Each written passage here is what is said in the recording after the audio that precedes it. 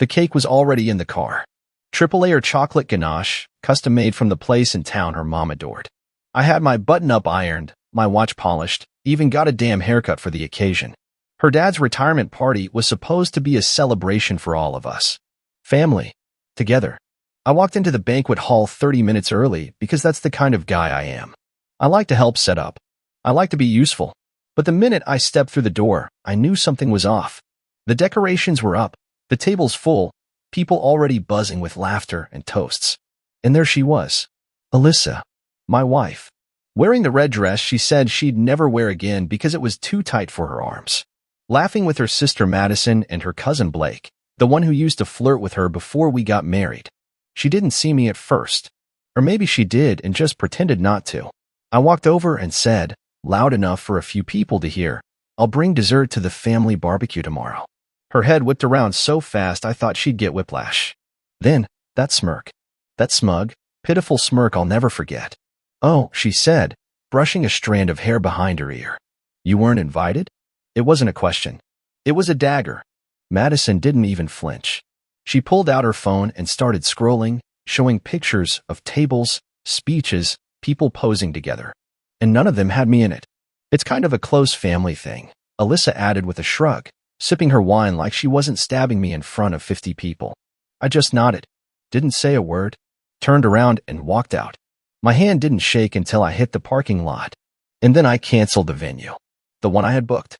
The one they forgot I paid for. They had planned everything, speeches, catering, music, except me. Except the husband. That was the first time I allowed myself to think it. Something's going on. But what I didn't know that day, what I couldn't possibly have prepared for, was how deep the rot really went. You see, when you marry someone, you imagine a future. Late-night talks, inside jokes, raising kids, growing old. But what if the person you trusted most, the one who once cried during your vows, starts looking at you like you're an extra in a movie where she's the star? I drove around for 2 hours that night. Ended up at a gas station outside town, sipping burnt coffee, trying to piece together the fragments. I kept asking myself, how long has she been planning this? The next morning, I noticed something else. Her phone, normally glued to her hand, was left on the counter. Unlocked. And maybe God was looking down on me, or maybe he just wanted me to know the truth. Because what I saw there made the retirement party feel like kindergarten betrayal. Photos. Messages. Hotel bookings. And a name I didn't recognize. Jason. One message read, can't wait to see you tonight. He still thinks I'm at book club LOL. Another said, we're that thing I like. Don't make me wait too long, smiling face with orange dot.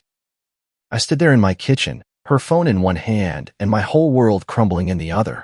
Alyssa came downstairs 15 minutes later, yawning, stretching, not a care in the world.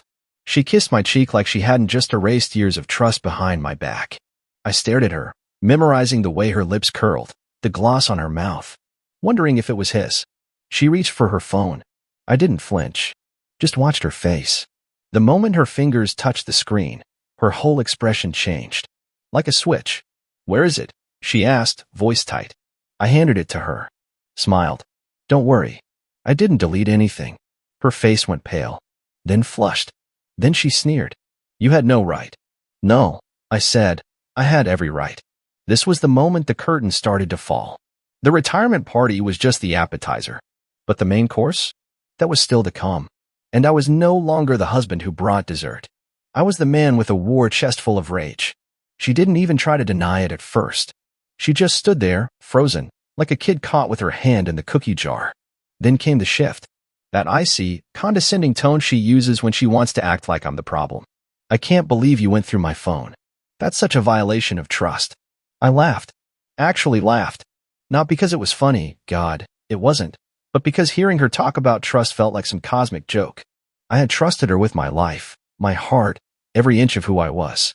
And she was texting a guy named Jason to meet her in hotel rooms while I was working late to pay for her yoga retreats and facial injectables. She rolled her eyes and crossed her arms. It's not what you think. No, I said, stepping closer, gripping the edge of the kitchen island like it was the only thing keeping me grounded. Then explain to me what this is. I held up her phone, the message still glowing on the screen like a spotlight on stage. Can't wait to see you tonight? We're that thing I like. Sounds pretty damn clear to me. She snatched the phone back. I was lonely, Okay? You're always working. You never ask how I feel. You haven't touched me in weeks.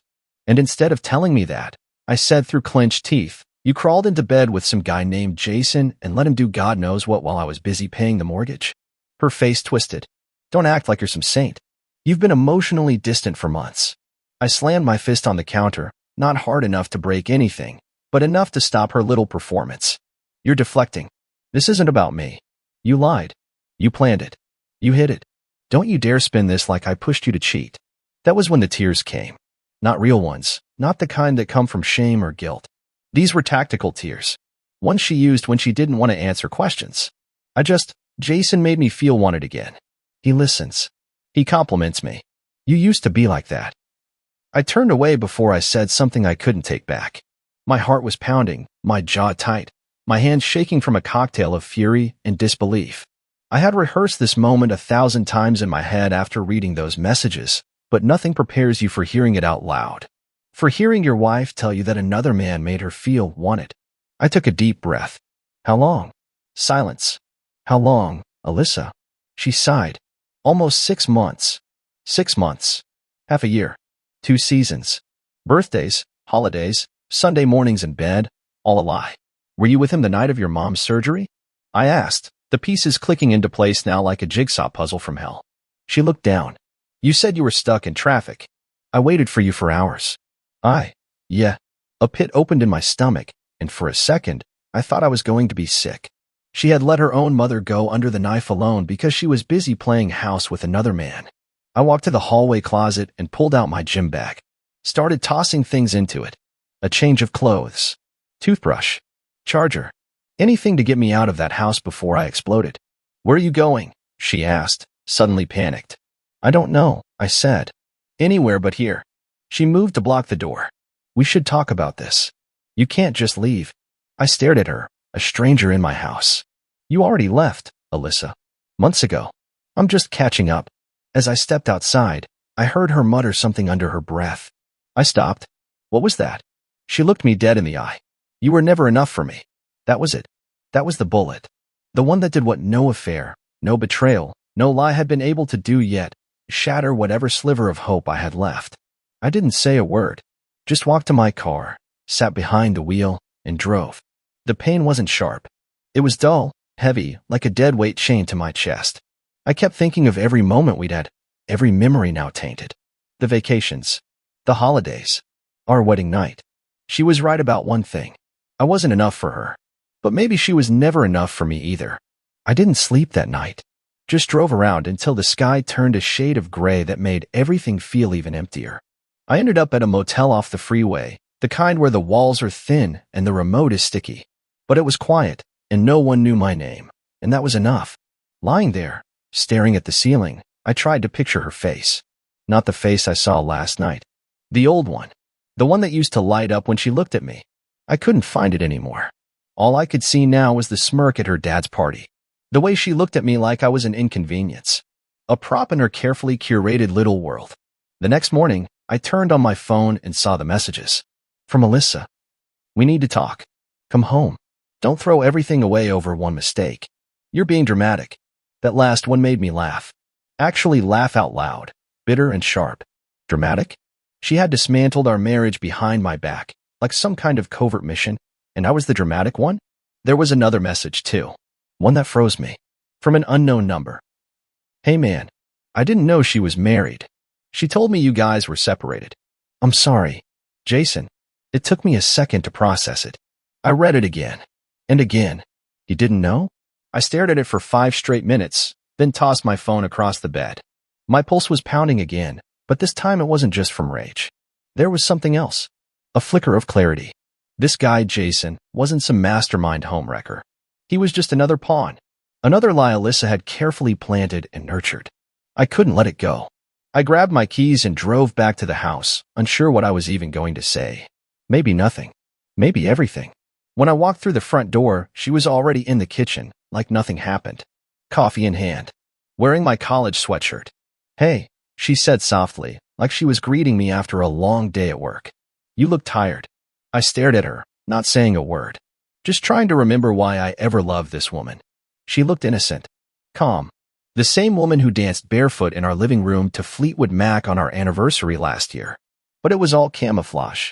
Underneath the skin was poison. I got your messages, I said. She sipped her coffee, nodding like she expected that. And I got a message from Jason. That made her flinch. Just barely. But I saw it. What did he say? He said he didn't know you were married. Said you told him we were separated. Her expression twisted into something half defensive, half apathetic. Well, it's not like we were really together these past few months. You slept in my bed last week. She rolled her eyes. So now you want to cling to technicalities? No, I said, stepping forward. I want to understand how someone who looked me in the eyes and promised forever could so easily lie with every breath. You think you're perfect? She snapped. You think just because you didn't cheat, you were some kind of saint? You stopped trying years ago. You made me feel invisible. And instead of talking to me about it, I said, you chose to vanish behind my back with some guy from a gym. Her eyes narrowed. You know what? Maybe Jason made me feel alive. Maybe that's something you forgot how to do. That hit like a hammer. But not because it was true, because I realized she believed it. She had rewritten the story in her head so thoroughly, she actually thought she was the victim here. You could have left, I said quietly. You could have walked away with some dignity. Instead, you stayed and poisoned what we had. She leaned against the counter, smug again. You act like this is some tragedy. We both know it wasn't perfect. You're just mad I ended it first. And that was it. That was the moment I knew there was no fixing anything. No apology, no therapy session, no couple's retreat in the woods was ever going to undo what she had done. And more importantly, who she had become. I walked upstairs, grabbed a duffel bag, and filled it with the rest of my stuff. She didn't follow me. She didn't ask me to stay. She didn't cry. As I zipped it shut, I looked around the room one last time. The framed photo of us on the nightstand. The perfume on her dresser. The sheets I now knew weren't just mine. I walked past her on the way out. She didn't look up. Just kept scrolling on her phone like none of this mattered. And maybe to her, it didn't. I stayed with my friend Cole for a few days. He didn't ask too many questions, just handed me a beer the first night and said, when you're ready, talk. Until then, the couch is yours. That's the kind of friend every man needs when the world flips upside down. The silence was loud, but it was mine. No fake apologies, no gaslighting, no perfume in the air reminding me of what used to be. The thing about betrayal is, it doesn't hit you all at once. It comes in waves. Sometimes it's rage that makes your hands clench without thinking. Other times, it's a quiet ache, like a tooth you forgot was cracked. The worst part is the remembering, those little moments that sneak in and sucker punch you. Like how she used to hum when she cooked, or how she wore my hoodie when she felt sick, or the way she used to grab my hand under the table at dinner parties. Then your mind shifts, and you remember the smirk, the hotel receipts, the way she stepped over your heart like it was nothing but a puddle on the sidewalk. Cole finally sat me down one night, cracked open a second beer, and said, "You gonna tell me what the hell happened, or do I have to start guessing?" I told him everything. From the retirement party to the phone messages to Jason's apology. He didn't interrupt once. Just stared into his drink and muttered, "Damn, man." And then he told me something that stuck. You gotta decide if you're trying to fix what broke or walking away from what was fake all along. I didn't answer him right then, but those words didn't leave me. I carried them into the next week, like a stone in my pocket, heavy and cold. I tried imagining what life would be like if I stayed, tried to salvage it. But every version of that future had one thing in common. I didn't trust her. Not anymore. And without trust, what was I even fighting for? On the fifth day, she showed up. Cole was out. I heard the knock and opened the door to find her standing there, sunglasses over her eyes even though it was late. Hair done. Lipstick perfect. Like she was going to brunch, not begging for her marriage. "Can we talk?" she said. I stepped aside. Let her in. She didn't sit. "I messed up," she started. "I know that. And I'm not here to pretend I didn't. But I've been thinking, maybe this doesn't have to be the end." She talked like we were negotiating a lease, not picking through the wreckage of our life. I leaned against the wall, arms crossed, watching her try to act human again. "Jason was a mistake," she said. "He wasn't even, he wasn't you. And I know I should have told you, but I was scared. I didn't want to lose you. You lost me the second you decided I was disposable." Her eyes welled up. "It wasn't like that. It was exactly like that. You laughed in my face in front of your family. You told him we were separated. You chose this, Alyssa." She looked away, finally sitting on the edge of the couch. "I didn't mean for it to go that far. I swear." I shook my head. "You always mean that." Every lie, every half-truth, you never mean it. But somehow, it always happens. A long silence stretched between us. I watched her, wondering if even now she felt any real regret, or if this was just another performance. I want to fix it, she whispered. No, I said. You want to reset it. You want to erase the fallout, not change the choices. She looked up at me then. For the first time, really looked. And maybe she realized something. That the man she thought would always be there, always forgive, always come back, wasn't standing in front of her anymore. You're not even going to try, she said. I tried for years. You just noticed when I stopped. She stood, face hardening again. Fine. Then this is on you. I smiled, bitter. Of course it is. She walked to the door, paused, then turned back. You'll regret this. Maybe, I said. But at least I'll regret it knowing I finally stood up for myself. The door clicked shut behind her, and the silence that followed didn't feel empty. It felt clean. 2 weeks passed. Not a word from her. No late-night texts. No calls. No, I miss you lies wrapped in apologies. At first, it felt like withdrawal. My mind kept drifting back to the weight of her next to me in bed, the sound of her voice in the morning, the small routines we built like clockwork. But every time I felt that pull, I reminded myself, those routines were infected. Every kiss, every meal, every shared joke, filtered through a lens of her hiding messages, slipping into hotel rooms, telling another man she missed him while lying next to me. I filed for divorce. It wasn't a dramatic decision. No music swelling in the background. Just a printed packet of papers, signed in silence, and dropped into a manila envelope. I didn't even tell her. Let her find out when she's served. Cole helped me move the rest of my stuff from the house a few days later. She wasn't home. Part of me hoped she'd show up. I wanted to see what kind of face she'd make when she saw me carrying out the last pieces of the life she torched. Instead, it was just me, Cole, and a heavy silence broken only by the sound of drawers opening and cardboard tape ripping. When I grabbed the last box from the bedroom, I found a note in the drawer of my nightstand. It wasn't romantic. Just 3 sentences in her handwriting. I know I ruined this. I never deserved you. I'm sorry I let the worst parts of me win. I read it twice. Folded it. Threw it in the trash. Because it was too late for sorry. It was too late for anything. The final thing I took was a framed picture of us on our wedding day. I didn't keep it. I just didn't want to leave it for her. I tossed it into the dumpster behind the house on the way out. There was something freeing about it. Like dragging out a rotting carcass. I moved into a small apartment downtown. Nothing fancy, just 2 rooms and some peace. I started going to the gym again. Not for revenge. Not to glow up and post thirst traps like she probably expected. Just for me. To feel something in my own skin again. I reconnected with old friends. Took a weekend trip with my brother. Started writing again, something I hadn't done in years. Pages filled with raw, bleeding honesty. Not for an audience. Just so I could look in the mirror and know I wasn't swallowing my own pain anymore. A few times I saw her name pop up in mutual friend group chats. Someone mentioned she was seeing someone new. Jason, probably. Or maybe someone else. It didn't matter. The damage was already done, and I wasn't in the business of cleaning up her wreckage anymore. One night, around 2 in the morning, my phone buzzed. Unknown number. I didn't answer, but the voicemail played automatically as I stared at the screen. Hey, it's me.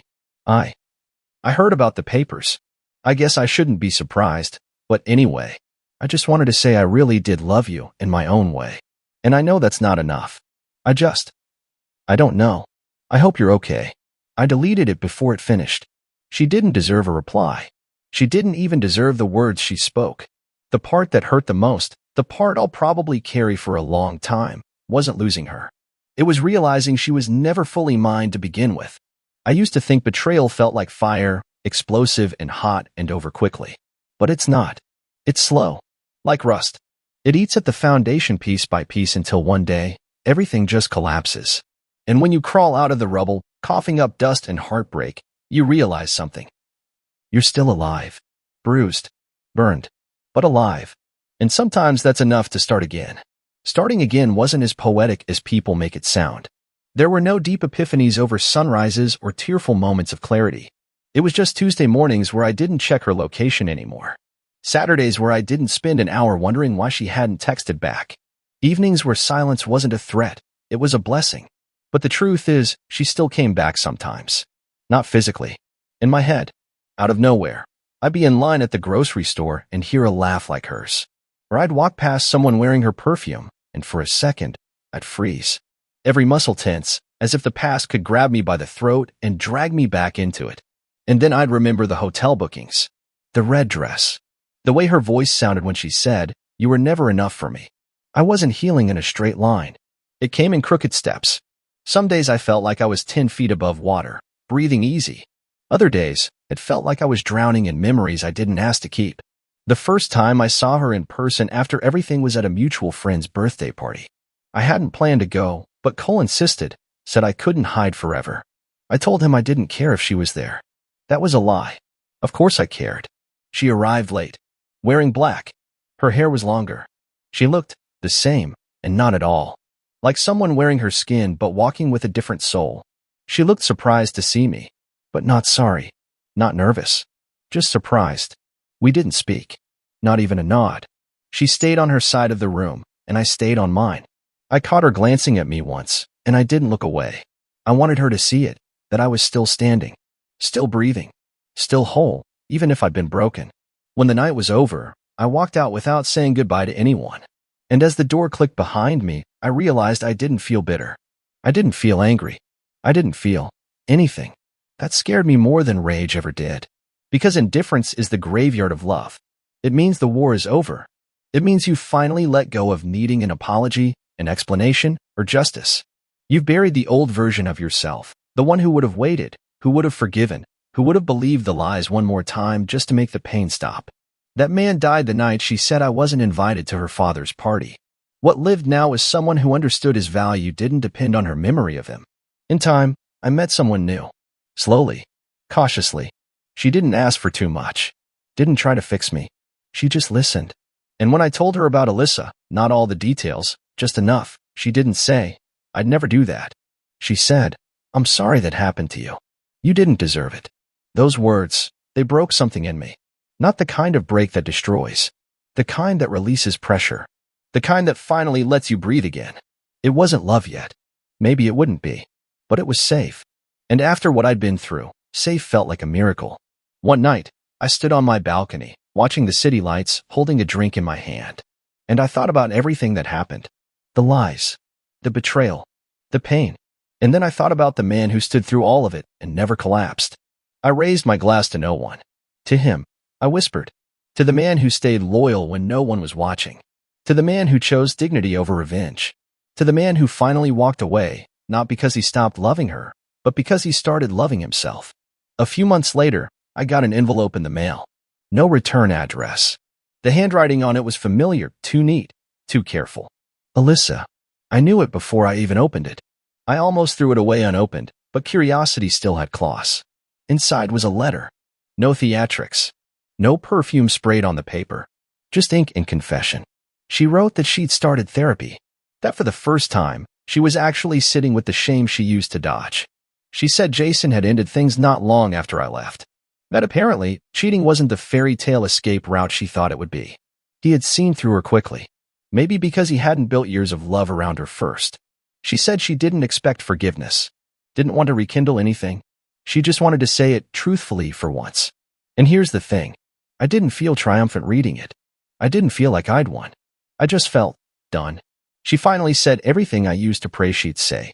She admitted she tore down the house we built because she didn't believe she deserved it. That she'd been afraid I would leave one day, so she decided to do it first, in the cruelest way she could. She called it self-sabotage. I called it cowardice. But at least now, she owned it. I folded the letter and slid it back into the envelope. I didn't text her. Didn't write back. Didn't need to. Closure wasn't a phone call or a final meeting at a cafe with tears and apologies. It was this, feeling nothing while holding the words I once would have died to hear. The woman I'd married was gone long before she slept with someone else. The woman who wrote that letter? She wasn't a villain anymore. She was just a stranger. And I had stopped mourning strangers. Life didn't become a fairy tale after that. There was no everything happens for a reason glow. But things got better. Slowly. Steadily. I found peace in small things. Cooking dinner alone and liking the quiet. Reading without checking the clock. Smiling at someone on the street and meaning it. I stopped needing people to understand what I'd been through. The right ones already did. The rest didn't matter.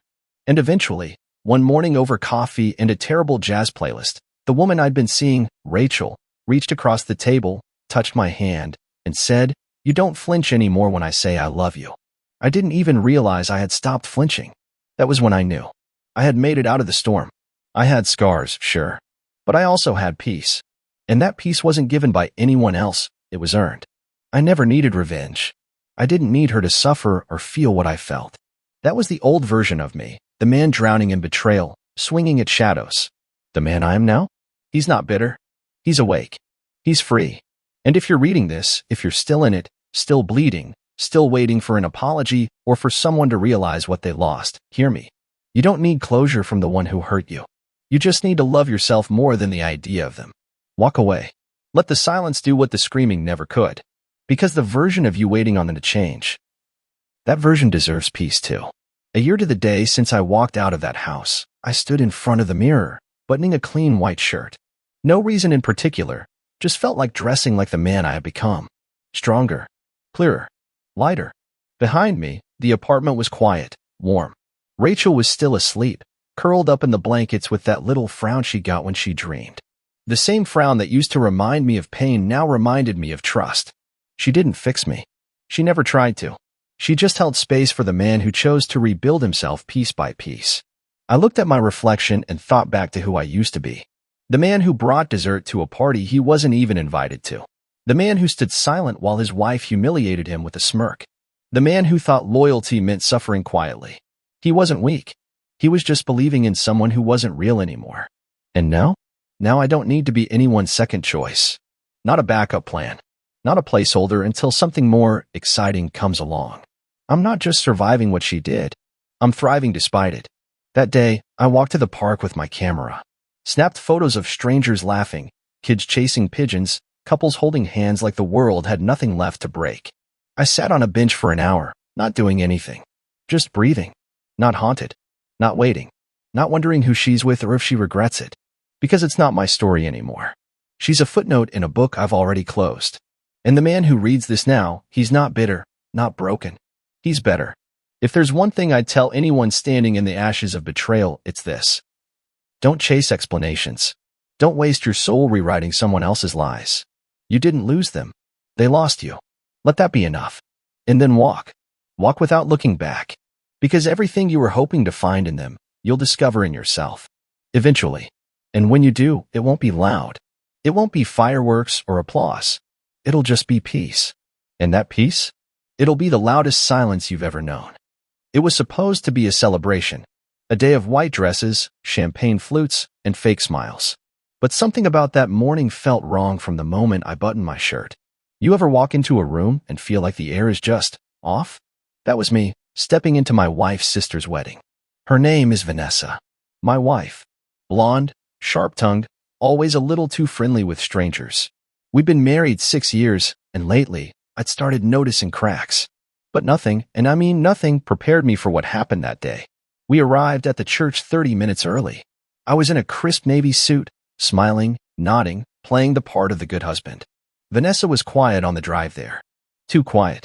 When we parked, she kissed me on the cheek and said, "Let's not make today about us, okay?" Weird thing to say at a wedding. We walked in. Her parents, Cliff and Margaret, were standing near the altar, chatting with guests. I approached with a polite, "Hey," and offered my hand to Cliff.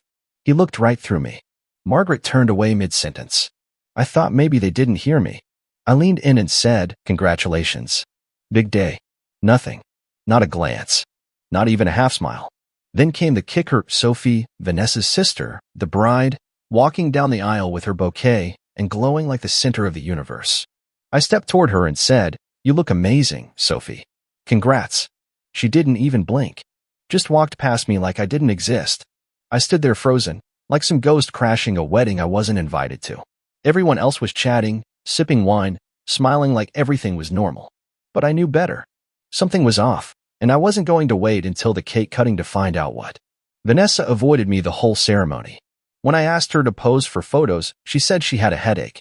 When I tried to talk to her dad, she grabbed my hand and whispered, "Don't cause a scene." That's when I knew.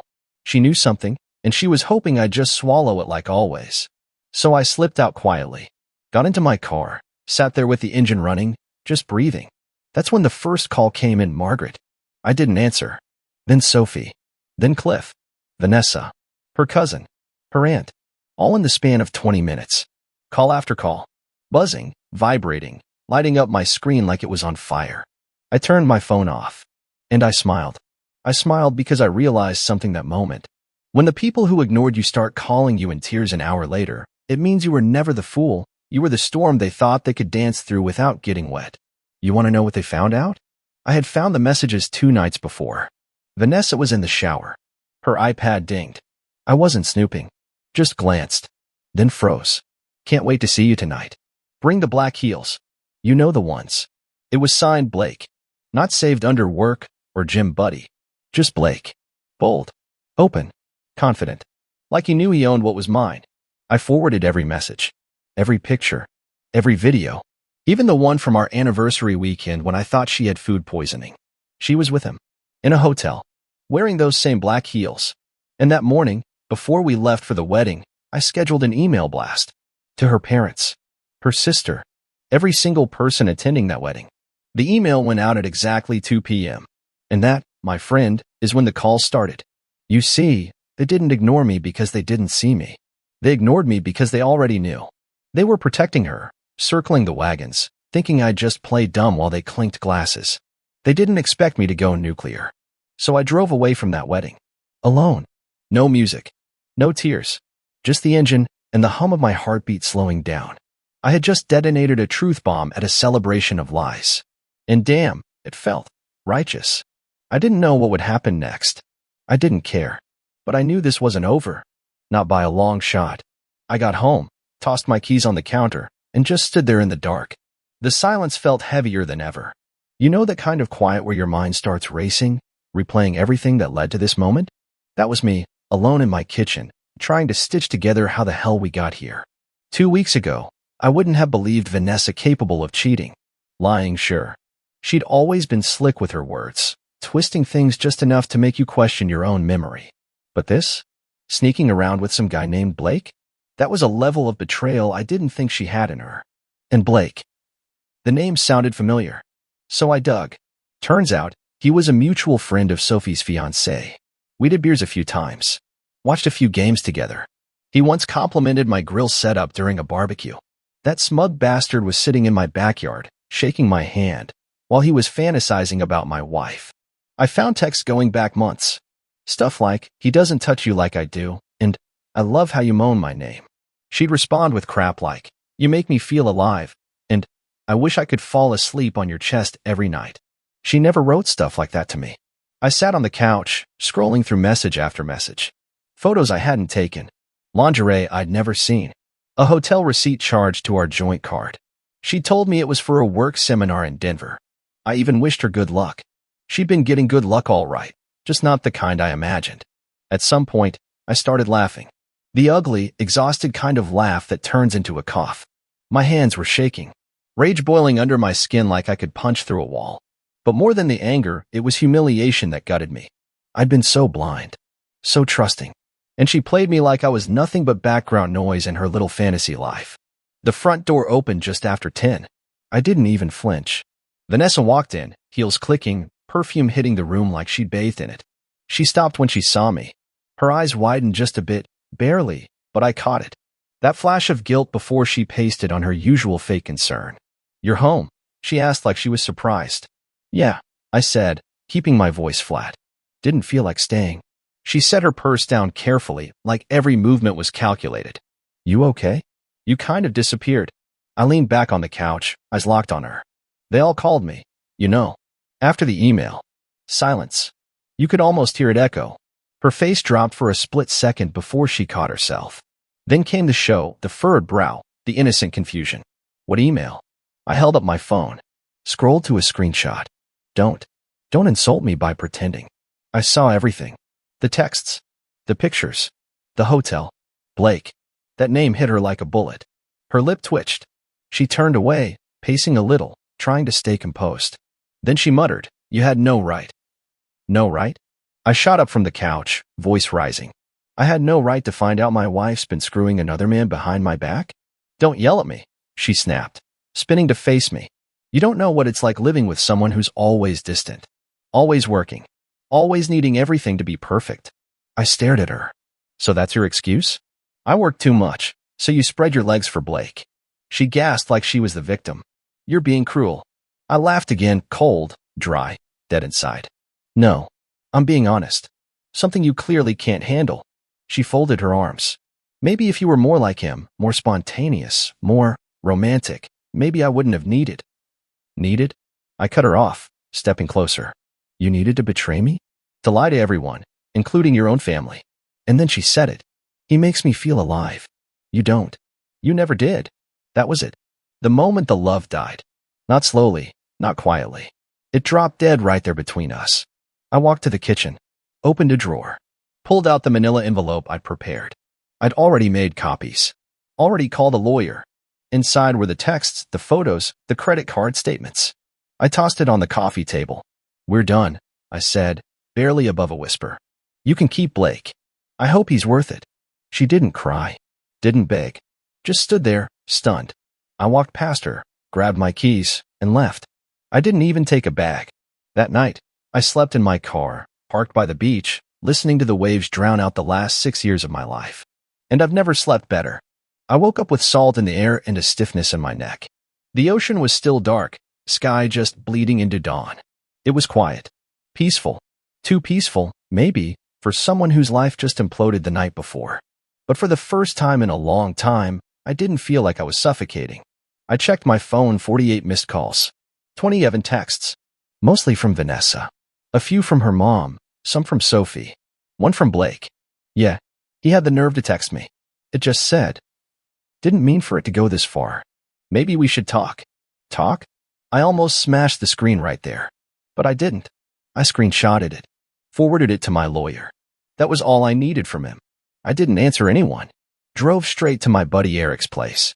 We'd known each other since college. He was the kind of guy who'd offer you a beer and a couch without asking questions.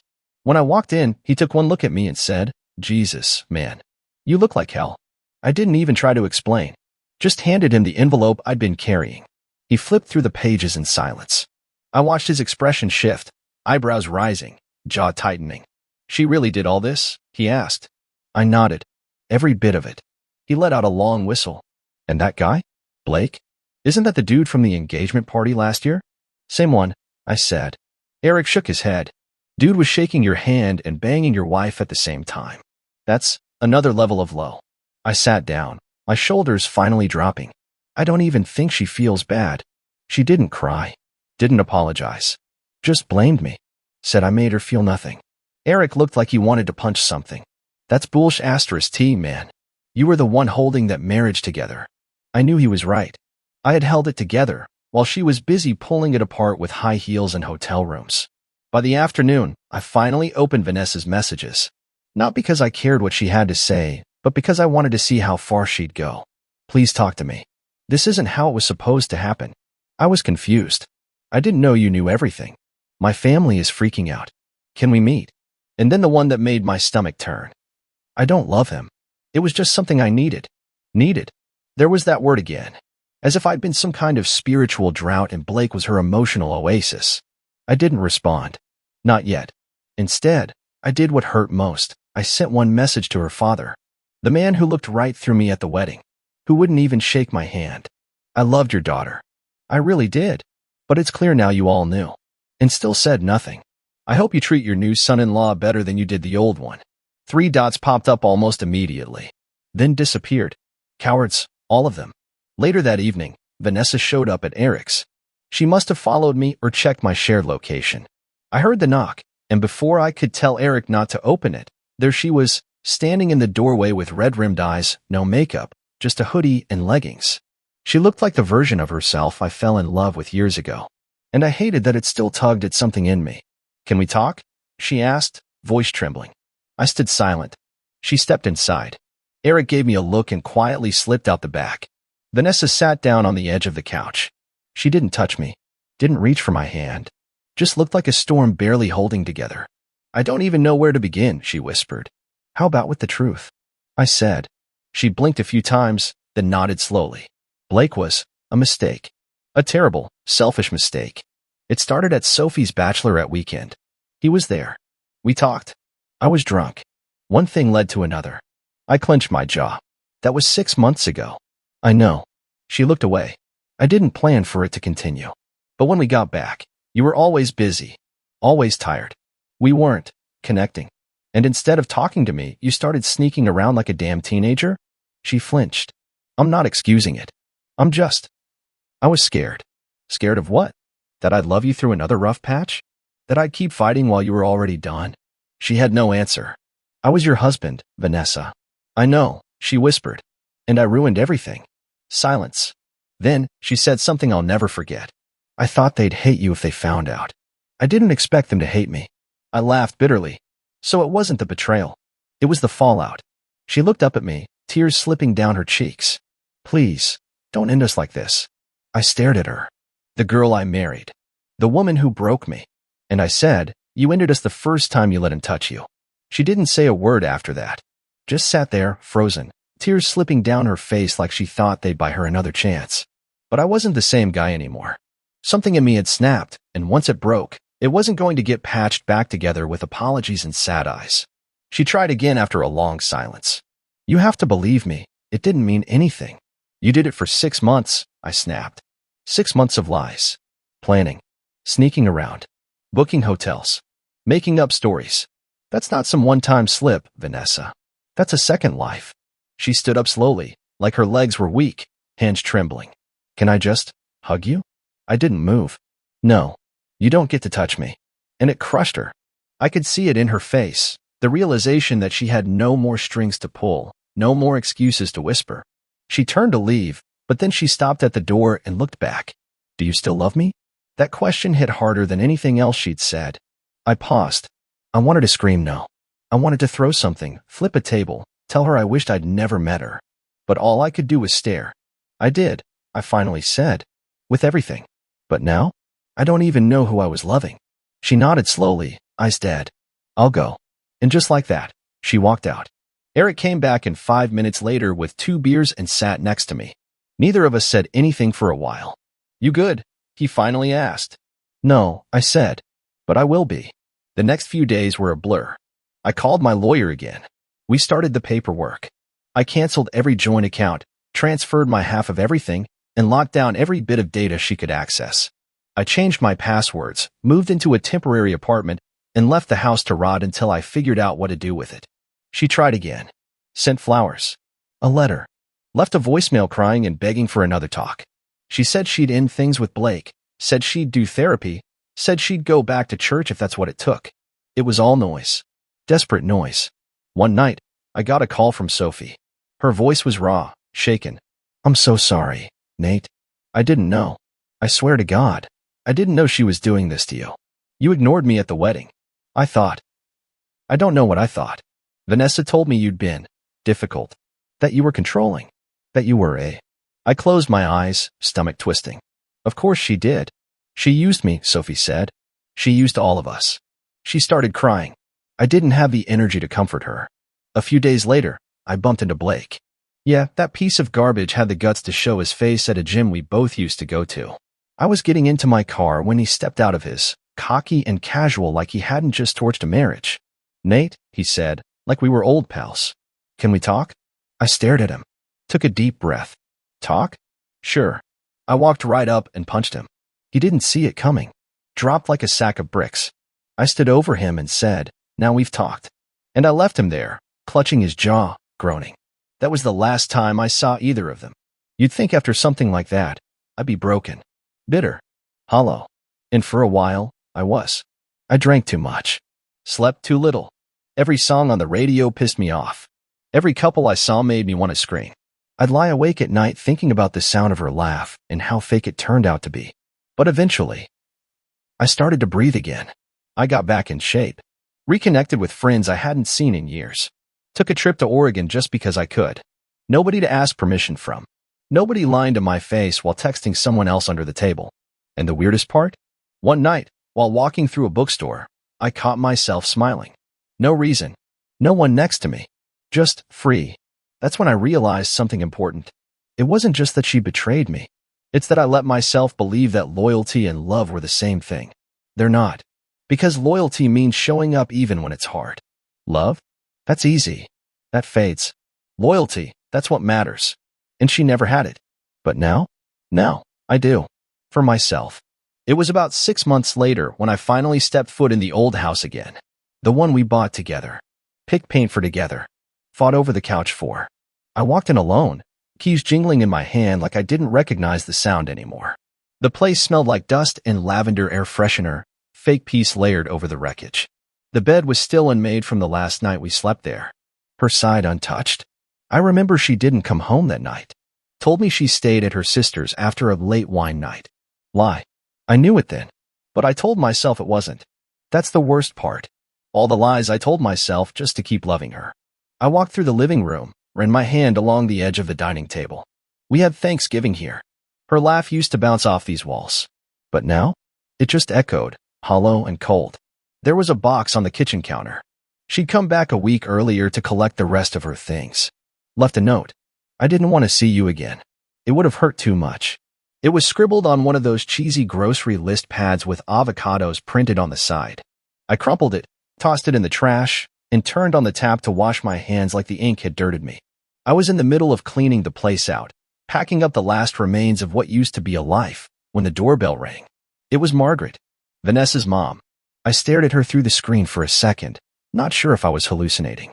She looked thinner, older. Guilt will do that. Can I talk to you? She asked softly. I didn't respond. Just opened the door and stepped aside. She walked in like she was walking into a graveyard. I scanning the room like it was sacred ground she'd helped burn. I didn't know, she said, after a long pause. Not for sure.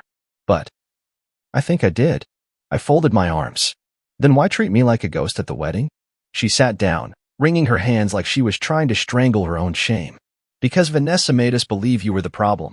She said you were cold, controlling, that you didn't love her anymore. I exhaled through my nose. She weaponized her own family. Nice. She always was persuasive, she admitted. But when I got that email, when I saw the truth, I realized we'd abandoned you. Yeah, I said, flat. You did. She nodded slowly. I don't expect forgiveness. I just wanted you to know. I regret it. We all do. I looked at her, really looked at her. This woman who once called me the best thing to ever happen to her daughter. The one who used to bake me birthday pies. Who now sat here looking like a cracked porcelain version of herself. I don't hate you, I said quietly. But I don't trust you either. She nodded. Fair. Before she left, she turned at the door. If you ever need anything at all, you can call me. I didn't answer. She left without expecting one. The house was quieter after that. Not peaceful. Just emptied out. That night, I went to the garage, dug out the box I hadn't opened yet. Our wedding album. Photos of smiles that lied. I flipped through them, one by one. Her hand on my chest. My arm around her waist. That moment I whispered something in her ear during our first dance, and she laughed like I was her whole world. Lies. Every image was a lie stitched in paper.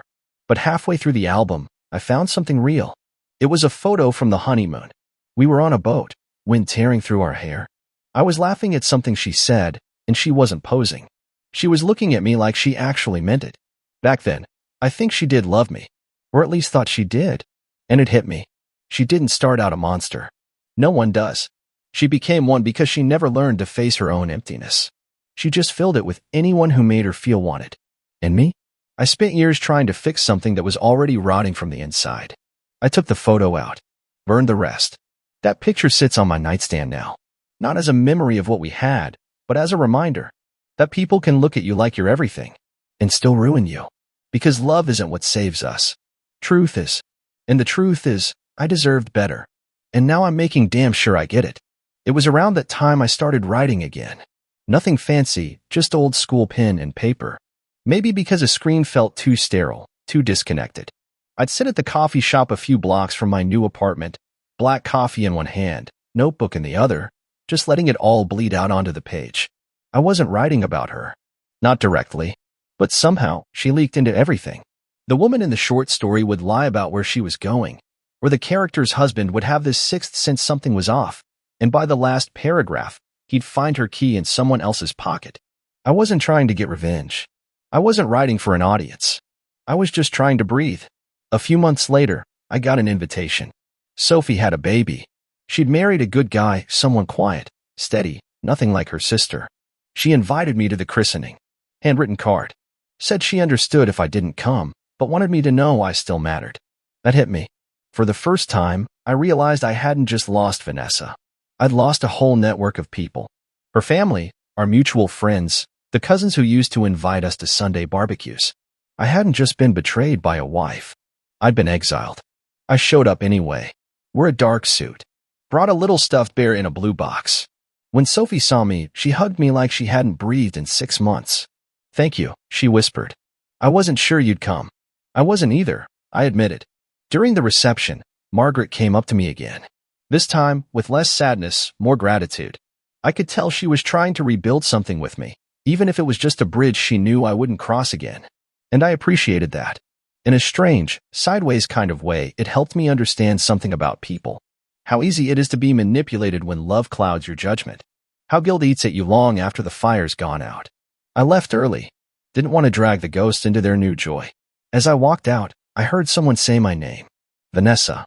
Of course. She was there. In the corner. Wearing a soft blue dress, hair pulled back. Holding a wine glass like she wasn't the root of everything that had snapped and burned. She walked over. Not too fast. Not like she expected me to run. "I didn't think you'd show," she said. "I came for Sophie," I replied. "Not you." I figured. She looked down, nodded. "You look good." "You don't." That cut her, but she smiled anyway. That same rehearsed smile she used to give when she was lying through her teeth. "I'm not with Blake anymore," she said. I raised an eyebrow.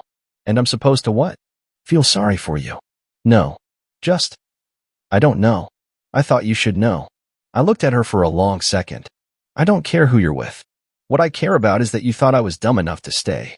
She looked down again, twisting the glass in her hands like she needed something to hold on to. "I lost everything." I nodded. "So did I. But I built something after." "What did you do?" She didn't answer. Just stood there, small and quiet and pathetic. A far cry from the woman who once lit up every room she walked into. That was the last time I saw her. It's been a year now. I've moved to a new city. Different job. Different everything. I go hiking on the weekends, volunteer at a youth center, cook for myself. I even started dating again. Slowly. Carefully. But real. Sometimes, late at night, when the room is still, and the world feels soft, I'll think back to that day at the wedding, how everyone turned their back on me like I was invisible. How they all called me crying an hour later. And I smile. Not because it felt good, but because it was the moment I stopped begging for love from people who never knew how to give it. If I could go back, I wouldn't change anything. Not the heartbreak. Not the betrayal. Not even the pain. Because that was the moment I finally saw clearly. And sometimes, clarity costs everything. But it's worth it. Every damn time. It was a Thursday afternoon when I got the call from my lawyer. The divorce was final. All the signatures processed, property split, accounts closed. My name was no longer tied to hers in any legal way. It should have felt like fireworks. Closure. Maybe even revenge. But what it really felt like was silence, the deep kind that settles in your bones. I didn't celebrate. Didn't call anyone. I just stood in the middle of my kitchen, phone still in my hand, and let the weight of it all wash over me. It was over. Not just the marriage, but the identity I had built around her. The plans. The Sunday mornings. The entire version of my life that revolved around us. I was no longer someone's husband. And weirdly, I didn't feel smaller because of it. I felt lighter. Later that evening, I drove out to the lake, the same place we used to visit in the early days, back when everything was new and exciting, and neither of us had anything to hide. I parked by the dock, stepped out, and just stood there, watching the water move like it had no memory of anything that happened on its surface. I brought the last thing I hadn't thrown out yet, a small leather notebook she once gave me, back when she still looked at me like I mattered. Inside were notes, half-finished poems, promises she never kept. I'll love you forever. I can't imagine life without you. We'll grow old together. I lit a match and watched the pages curl and burn, one by one, until all that was left was a faint orange glow and a thin line of smoke that disappeared into the night. Goodbye, Vanessa. I meant it this time. On the drive home, my phone buzzed. Not from her. Not from anyone I expected. It was Claire. We'd met 3 weeks earlier at the shelter where I started volunteering. She worked there full time. Kind eyes, sharp wit, and a way of speaking that made you feel like you'd known her for years. We talked over coffee a few times. Nothing serious. Nothing rushed. Just real. Claire, I just saw the most ridiculous dog sweater at the pet store. You want to help me judge people mercilessly while drinking bad coffee. I stared at the message and laughed. A real laugh. The kind that doesn't come wrapped in pain. Me. Only if I get to mock the matching owner sweaters too. Claire. Deal. 20 minutes. Me. I'll be there. And just like that, I moved forward. Not toward a new love. Not yet. That wasn't the point. The point was choosing something that wasn't built on lies. Choosing peace. Choosing myself. The thing no one tells you about betrayal is that it doesn't just break your heart, it rearranges the way you see the world. You stop romanticizing pain. You stop making excuses for people who treat your loyalty like it's disposable. And most of all, you stop begging to be chosen. Because you learn to choose yourself. Every day. Over and over again. And if someone comes along who fits into that story, someone honest, someone real, then good. But if not, you'll still be okay. Because the person you needed to find wasn't her. It was you. And you're still here. It's strange how endings don't always come with grand finales. Sometimes they come with silence. With peace. With a slow, steady breath you didn't realize you'd been holding for years. I sat on my balcony that night, legs kicked up, a blanket across my shoulders. It was just past midnight. The city was quiet, and the sky was full of stars I hadn't noticed in a long time. Not because they weren't there, but because I'd been too consumed with chasing a love that was already dead. I thought about everything I'd lost. And then I thought about everything I'd gained. Self-respect. Clarity. Time. The strength to walk away from a woman who never deserved the love I gave. The realization that I had been loyal to someone who couldn't even spell the word. She once told me I didn't make her feel alive. But the truth is, she didn't even know what being alive meant. I did. I do now. Alive is sitting here, warm coffee in hand, with no lies circling my head. Alive is not waiting for another text to prove I still matter. Alive is not begging someone to love me back. I get messages from mutual friends sometimes. People saying she's changed. That she's quieter now. That maybe she finally understands what she destroyed. Maybe she does. Maybe she doesn't. Doesn't matter anymore. I don't need her regret. I have my truth. And if I could speak to any man standing in the same fire I once did, I'd tell him this. Don't wait for her to apologize. Don't wait for her to love you the way you loved her. Don't waste years thinking you weren't enough. You were. You were more than enough. You just gave your everything to someone who didn't deserve anything.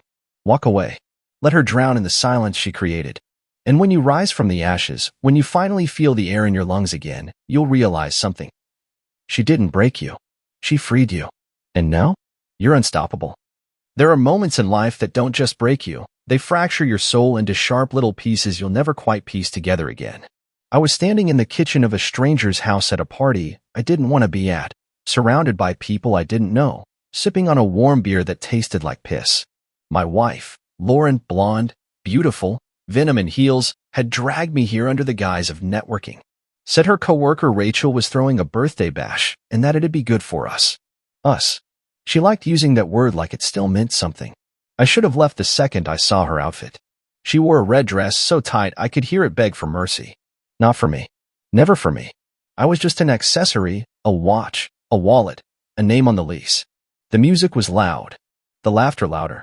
And then I heard her. Loud. Clear. Cruel. She was in the living room, holding a wine glass like a trophy, laughing with a circle of strangers who leaned in as if her words were gospel. My husband. She smirked, raising her voice just enough to cut through the bass. He's just a useless spectator in our marital bed. I mean, if it wasn't for his paycheck, I wouldn't even remember he exists. Laughter exploded. I froze. Beer slipped from my hand and shattered on the tile, the bottle echoing like a gunshot. Heads turned. Hers didn't. She knew I heard. And she didn't flinch. I turned and walked out. Just like that. Out the door. Into the cold night air. My fists clenched so hard my knuckles turned white. I didn't even feel the glass shards cutting into my palm. 10 years married. 10 years of birthdays, mortgages, vacations, and fighting over the thermostat. And she reduced me to a punchline. A spectator. I sat in the car for an hour. No calls. No texts. No apology.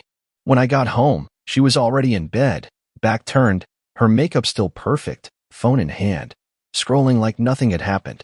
I stood there in the doorway. She didn't look up. You really meant that? I asked, voice low, cracked like a dry leaf. She glanced at me, sighed like I was the interruption in her otherwise pleasant night. Don't be so dramatic, Kyle. It was a joke. A joke? About how I'm nothing to you? God, you're so sensitive lately. Maybe if you weren't so boring, I wouldn't have to make my own fun. She turned off the light. That was it. That was the first night I slept on the couch. But it wouldn't be the last. I should have seen the signs. The new perfume. The gym sessions that always went 2 hours over. The way she smiled at her phone like it was whispering sweet poison in her ear. But love makes you blind. And pride makes you stupid. That party? That wasn't the beginning. That was just the mask slipping. The next morning, she was gone before I woke up. Left a note on the counter. Brunch with Rachel.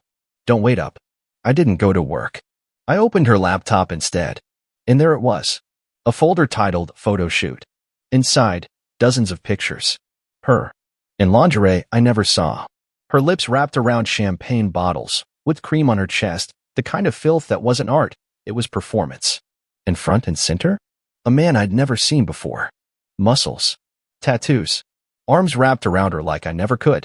His face buried in her neck. Her eyes rolled back. My chest burned like acid.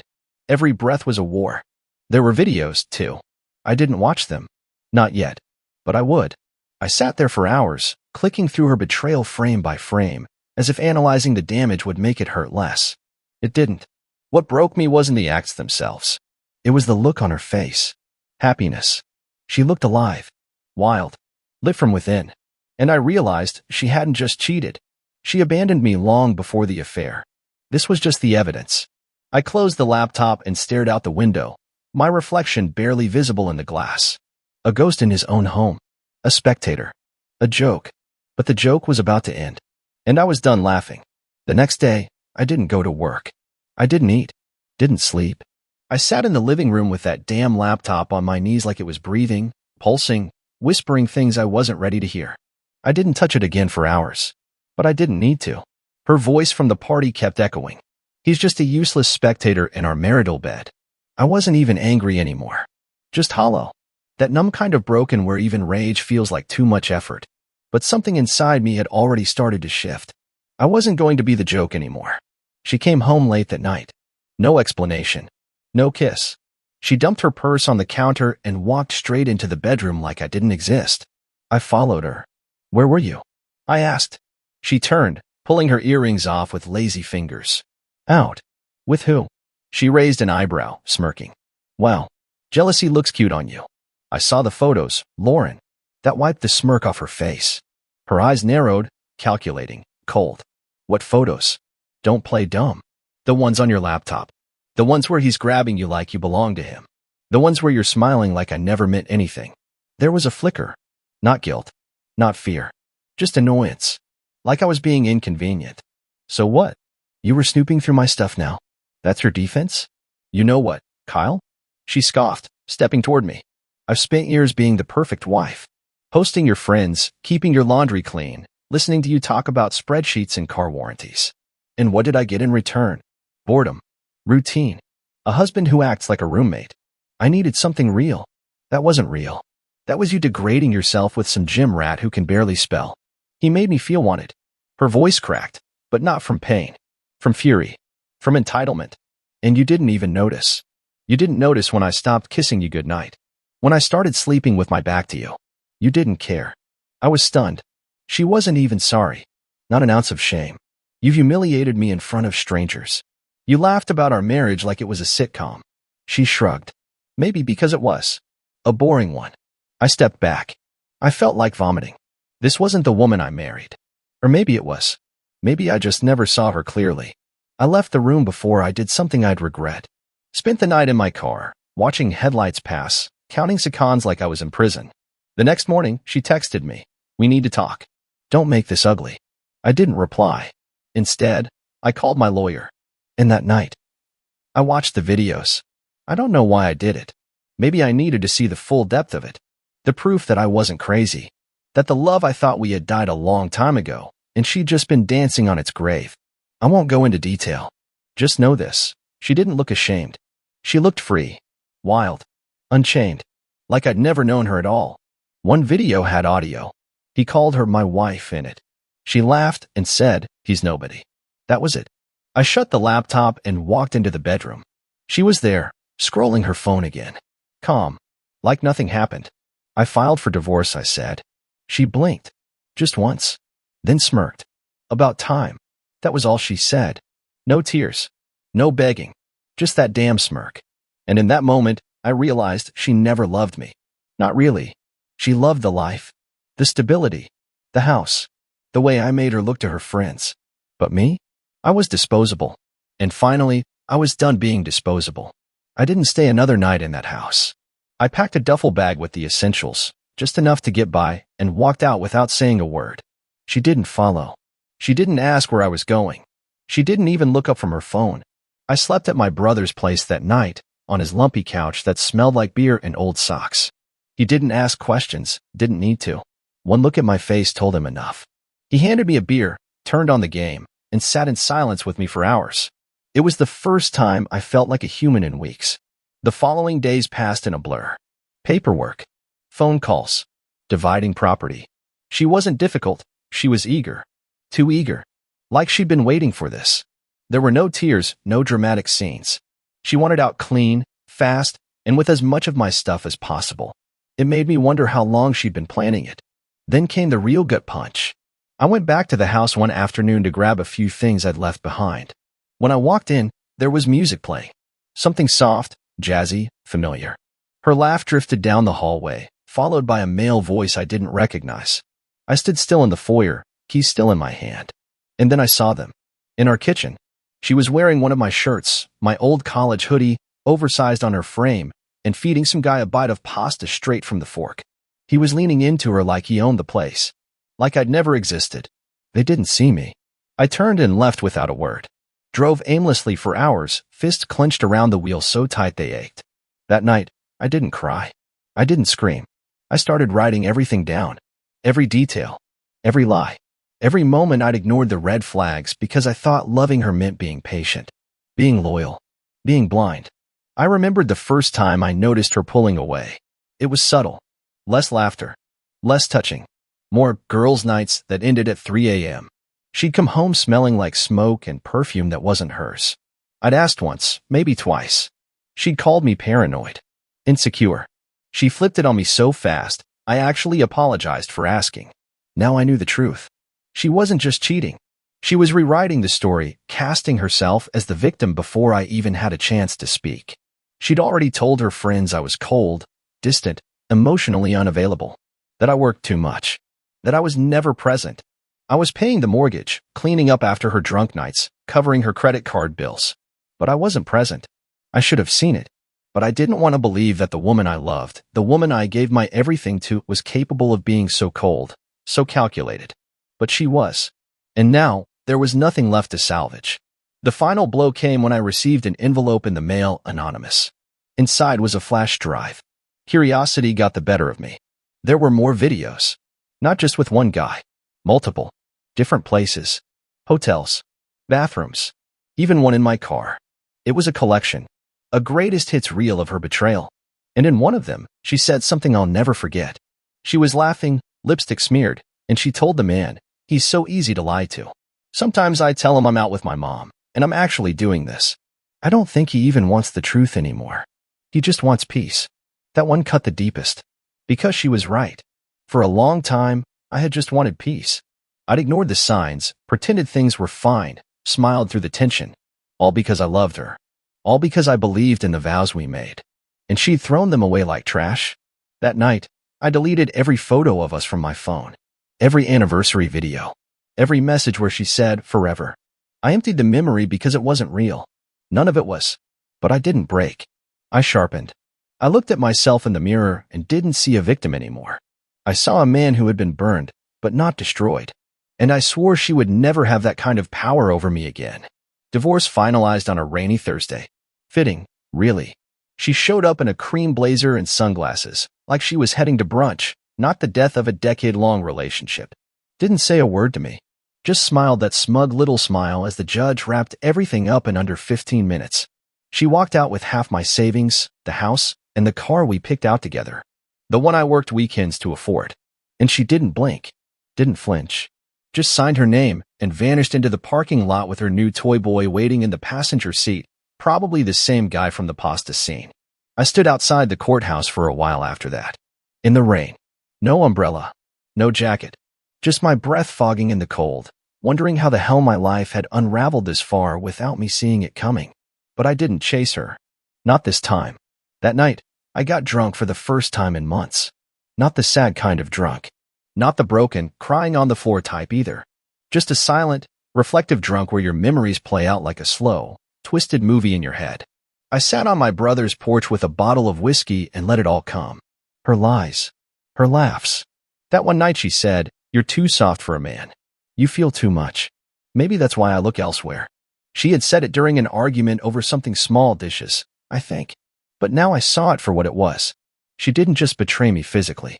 She dismantled me piece by piece, breaking my confidence until I wasn't even sure I could trust my own instincts. And now? Now I was alone, but not broken. The next morning, I started running again. That was the first step, not metaphorically. Literally. 5 miles before the sun came up. Just me, the pavement, and the sound of breath I hadn't listened to in months. I didn't think about her. I didn't think about him. I thought about the rhythm of my feet, the beat of my heart, the fact that I was still here. Weeks passed. I stopped checking her socials. I deleted our Spotify playlist. I boxed up the wedding photos and gave them to my sister. Let her do whatever the hell she wanted with them. I didn't want to look at them anymore. But it wasn't over yet. One night, I got a message. A DM from a name I didn't recognize. "Hey Kyle, you don't know me, but I thought you should see this. I think your ex-wife is messing with my brother. He doesn't know she's married or divorced now, I guess." Attached was a video. Same smile. Same tricks. Different victim.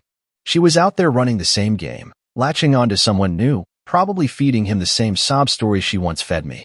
She's cold. He was emotionally abusive. She never felt truly loved. I'd heard it before. And as much as it disgusted me, I wasn't surprised. She was a pattern, not a person. I thanked the guy, blocked the account, and tossed my phone on the nightstand. It wasn't my problem anymore. Let someone else play the spectator this time. I had my own life to rebuild. Brick by brick. I started therapy. Got a new job. Smaller office. Better people. I bought a used truck. Not flashy, but it was mine. Every weekend I went hiking, camping, doing the kind of stuff she used to roll her eyes at. And little by little, I started to feel like me again. Not the version she tolerated, but the real version. The one that laughed loud. The one that sang off-key in the car. The one that didn't apologize for feeling everything too deeply. I wasn't just surviving. I was healing. One scar at a time. One evening, about 2 months after the divorce was finalized, I got a call from a number I hadn't saved but instantly recognized. Lauren. I stared at the screen for a few seconds, thumb hovering over the decline button. But something in me, maybe curiosity, maybe closure, made me answer. "Hello, Kyle," she said, her voice softer than I remembered. Not the usual sharp tone she used when she was bored with me. No, this one was carefully measured, dipped in sugar, like she was reaching into the past and pulling out a version of herself that had long since died. I was wondering how you've been." There was silence on my end. "I'm fine," I finally said. Another pause. "I've been thinking about everything," she continued. "The way things ended. I know I said some awful things. Did awful things." I didn't reply. I let her sit in the space between us, let her feel the emptiness she created. "I just want you to know that I never meant to hurt you like that." I almost laughed. Not because it was funny. Because it was so outrageously fake, so far removed from the truth, it felt like she was still trying to act her way out of it. "You said I was useless. You said I was boring. You said I didn't exist to you," I said, my voice flat. "You didn't just hurt me, Lauren. You humiliated me. Over and over again. And you didn't even blink while doing it. I was lost, Kyle. You don't know what I was dealing with. Save it." She went quiet again. "I saw the videos," I added. "All of them." That hit her. I could feel it through the silence. "You were never lost. You were just greedy. You had a good man, and you wanted more attention, more validation, more everything. You don't understand it. No, you don't understand. You don't cheat on someone you love. You don't laugh about them in front of strangers. And you damn sure don't get to rewrite the story just because you're feeling guilty." She sniffled. Was she crying? I couldn't tell. Didn't care. I miss you sometimes, she said, barely above a whisper. I took a deep breath. I don't. Click. I blocked the number right after that. Not out of spite. Out of peace. Out of respect for myself. Because no matter how soft her voice was, no matter how teary the apology, she was still the woman who looked me in the eye and chose someone else. Repeatedly. She was still the one who smirked when I said I was leaving.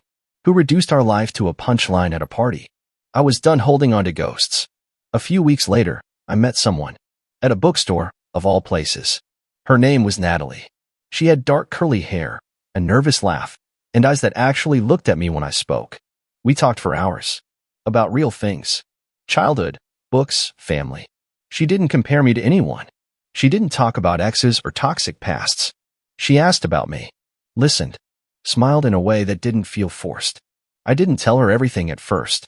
I wasn't ready. But I told her enough. And she said, sounds like you went through hell. I nodded. Yeah, but I walked out of it. She smiled. You didn't just walk out. You rebuilt. Maybe I had. Because somewhere between that party and this conversation, I stopped being the broken man on the couch. I stopped being the punchline. I became the guy who knew his worth. And I wasn't going back. Natalie and I took it slow. I wasn't ready to dive headfirst into anything serious, and she respected that. No pressure. No games. Just two people, getting to know each other, one honest conversation at a time. And honestly, that was the scariest part. Because after years of being lied to, manipulated, made to feel like I was somehow always the problem, learning to trust someone again felt like standing on cracked ice. But she never rushed me. If I pulled back, she gave me space. If I got quiet, she didn't poke. And one night, while we were walking by the river, she stopped mid-sentence, looked at me, and said, you know, I don't need you to be perfect. I just want you to be real. No one had ever said that to me before. Not like that. Not without conditions. I didn't answer right away. Just nodded and kept walking. And she let me. Weeks turned into months, and slowly, my world began to shift. I moved into a new place, not big, not flashy, but mine. I painted the walls myself. Bought mismatched furniture from thrift shops. There was something healing in building something from scratch, something that didn't carry the sin of betrayal in every corner. I kept running. Joined a local group. Made friends. Laughed more than I had in years. And Lauren? She stayed gone. Occasionally I'd hear whispers, mutual friends mentioning that things didn't work out with the guy she left me for. That she moved again. That she started showing up to parties alone, looking hollow, like something inside her got left behind. I didn't feel pity. I didn't feel anger. I felt nothing. She was a chapter. One I had finally closed without folding the corners. But closure isn't always quiet. One afternoon, I got an envelope in the mail. No return address. Inside was a single photo.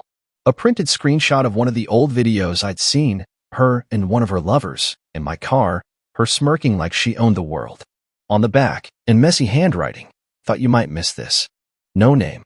No message. Just poison. I sat there holding it for a minute. Not because it hurt, but because I realized it didn't. It was pathetic. A last swing from someone who couldn't stand the fact that I moved on, healed, found happiness without her. I burned the photo that night. Watched the flames curl the edges, twist her smile into smoke, and disappear. Natalie came over later, bringing homemade cookies and a bottle of wine. We sat on the floor, eating and drinking like teenagers, and I told her about the photo. She didn't ask who sent it. She didn't ask for details. She just said, you're not who she tried to make you. You're more. I looked at her, the way her eyes softened when she said it, and for the first time since everything fell apart, I believed it. She leaned against me. I wrapped my arm around her. And in the quiet that followed, I felt something I hadn't felt in years. Home. Not the kind with walls and rings and photos on mantles. The kind you find in peace. In knowing who you are after being told you're nothing. And the next morning, when the sun spilled through the curtains and her fingers traced lazy circles on my arm, I realized something simple, something powerful. I didn't lose. I escaped. And I was never going back. Fall rolled in with golden leaves and crisp mornings, and for the first time in years, I welcomed the change of seasons like an old friend. There was a comfort in the rhythm of it all, like life was realigning itself after years of chaos. Natalie and I had found a routine. Slow mornings with black coffee. Late-night drives with no destination. Sundays at the farmer's market, picking out vegetables neither of us knew how to cook but bought anyway just for the experience. I started sleeping through the night again. No dreams of her face. No waking up in cold sweats with my heart pounding. That part of me, the one that used to flinch at every vibration of my phone, the one that dissected every text message for hidden meanings, was gone. One night, Natalie and I were sitting on my balcony, wrapped in a blanket, watching the city lights flicker in the distance. She rested her head on my shoulder, and without even turning to look at me, she said, "Do you think you'll ever talk to her again?" It caught me off guard. "I don't know," I said honestly, "but I have nothing left to say." "That's good," she whispered. "It means you're free." And she was right. The real chains had never been the marriage certificate or the memories, weighed down and sharpened with betrayal. They were the what-ifs. The lingering hope that maybe I'd misread something.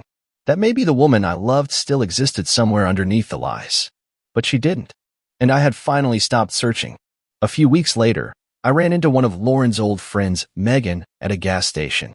She spotted me by the coffee machine, did a double take, and then walked over slowly, her smile cautious. "Kyle," she said. "Wow, you look good." I thanked her. She asked about work, life, how I'd been. I kept my answers short but polite. Then she said something that made me pause. "She talks about you sometimes, you know. Says she messed everything up. Says you were the only one who ever really loved her." I stared at her, unsure how to respond. "And now?" I asked. Megan shrugged. "She's different. Drinks more. Can't keep a relationship going. Blames everyone but herself. Same old story." There was no satisfaction in hearing it. Just a deep, quiet sadness. "She'll never say it to you," Megan added. "But she knows she lost the best thing she ever had." I nodded. That's not my burden anymore.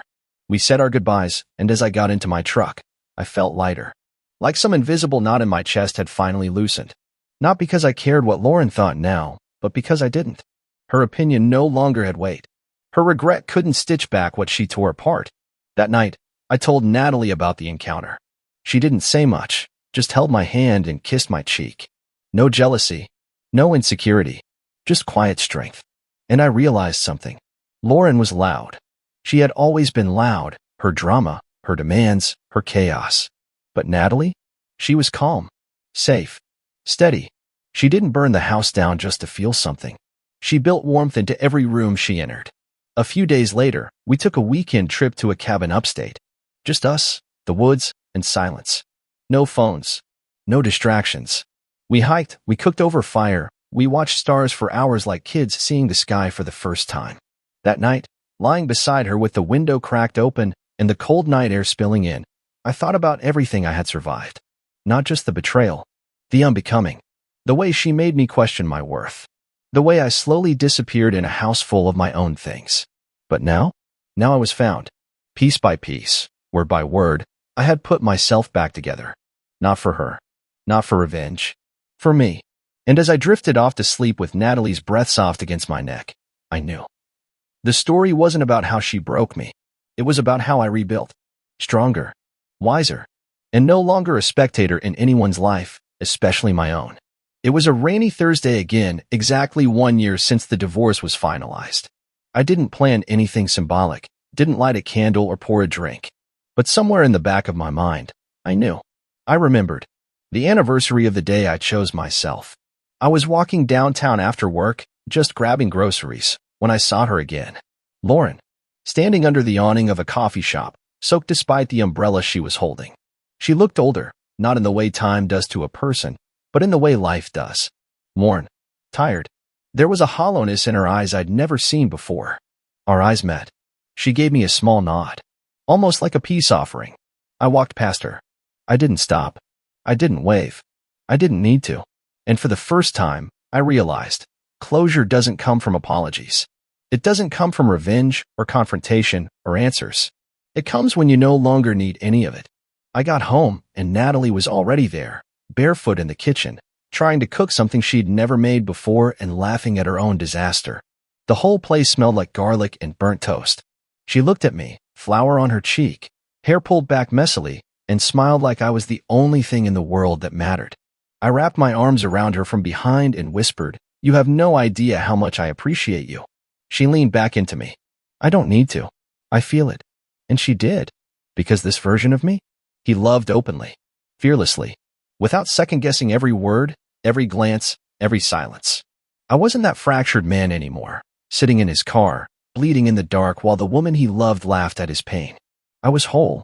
And not because someone came along to fix me, but because I finally realized I wasn't broken to begin with. So if you're reading this, and you're where I was, let me say this. You are not the lies they told you. You are not the silence they used to control you. You are not the failure they made you feel like. You are enough. But more importantly, you're allowed to leave. To rebuild. To choose peace over chaos. To stop waiting for someone to love you the way you've always loved them. You don't need revenge. You just need to rise. And when you do, you won't even look back. I was flipping burgers at our backyard barbecue when the notification buzzed on my phone. I usually wouldn't check it, especially not in the middle of grilling for her family and our so-called friends, but something about the way her girls were snickering by the pool made the hairs on the back of my neck rise. Then I saw it. LOL, can't believe I wasted my prime on my practice husband clown face nail polish. Posted by Emily Carter, my wife. A few seconds later, the comments rolled in like a floodgate snapping off its hinges. He's giving test run vibes for real. Warm-up round before the main event. El may imagine sticking with that beard for life. Fire, fire, fire. I looked up. She was laughing with her wine glass tilted, sunglasses on like some reality TV diva. She didn't know I saw it. Or maybe she did, and that's what made it worse. I had a gift box in my back pocket. Not a big one, small, black velvet.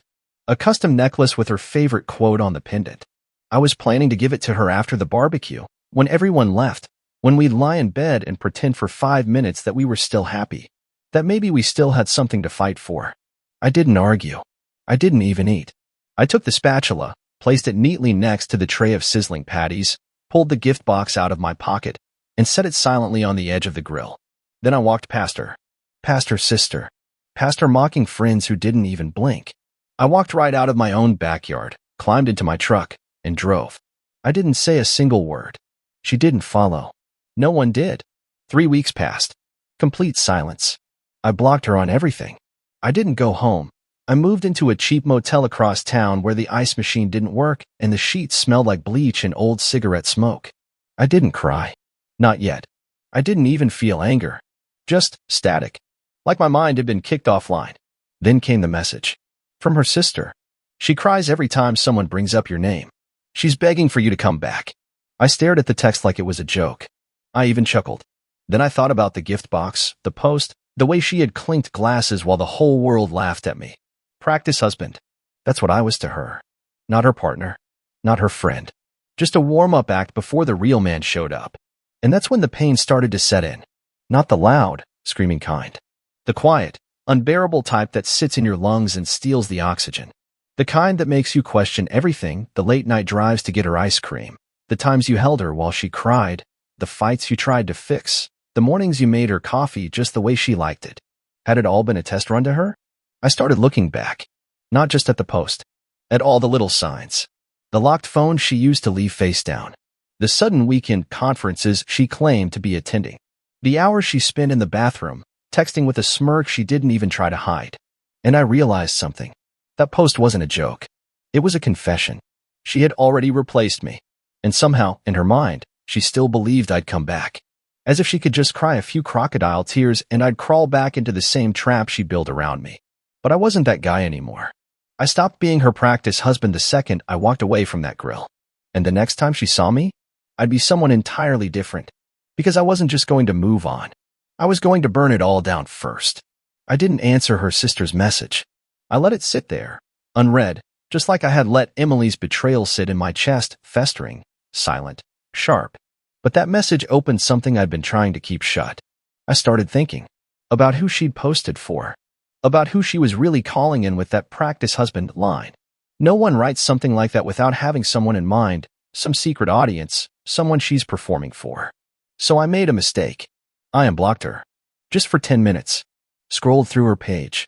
Her posts were mostly filtered selfies, vague captions about starting over, choosing peace, and one that nearly made me throw my phone across the room. When you finally stop settling for less, the real you blooms. Less. She called me less. I had just bought us a house. I paid off her car.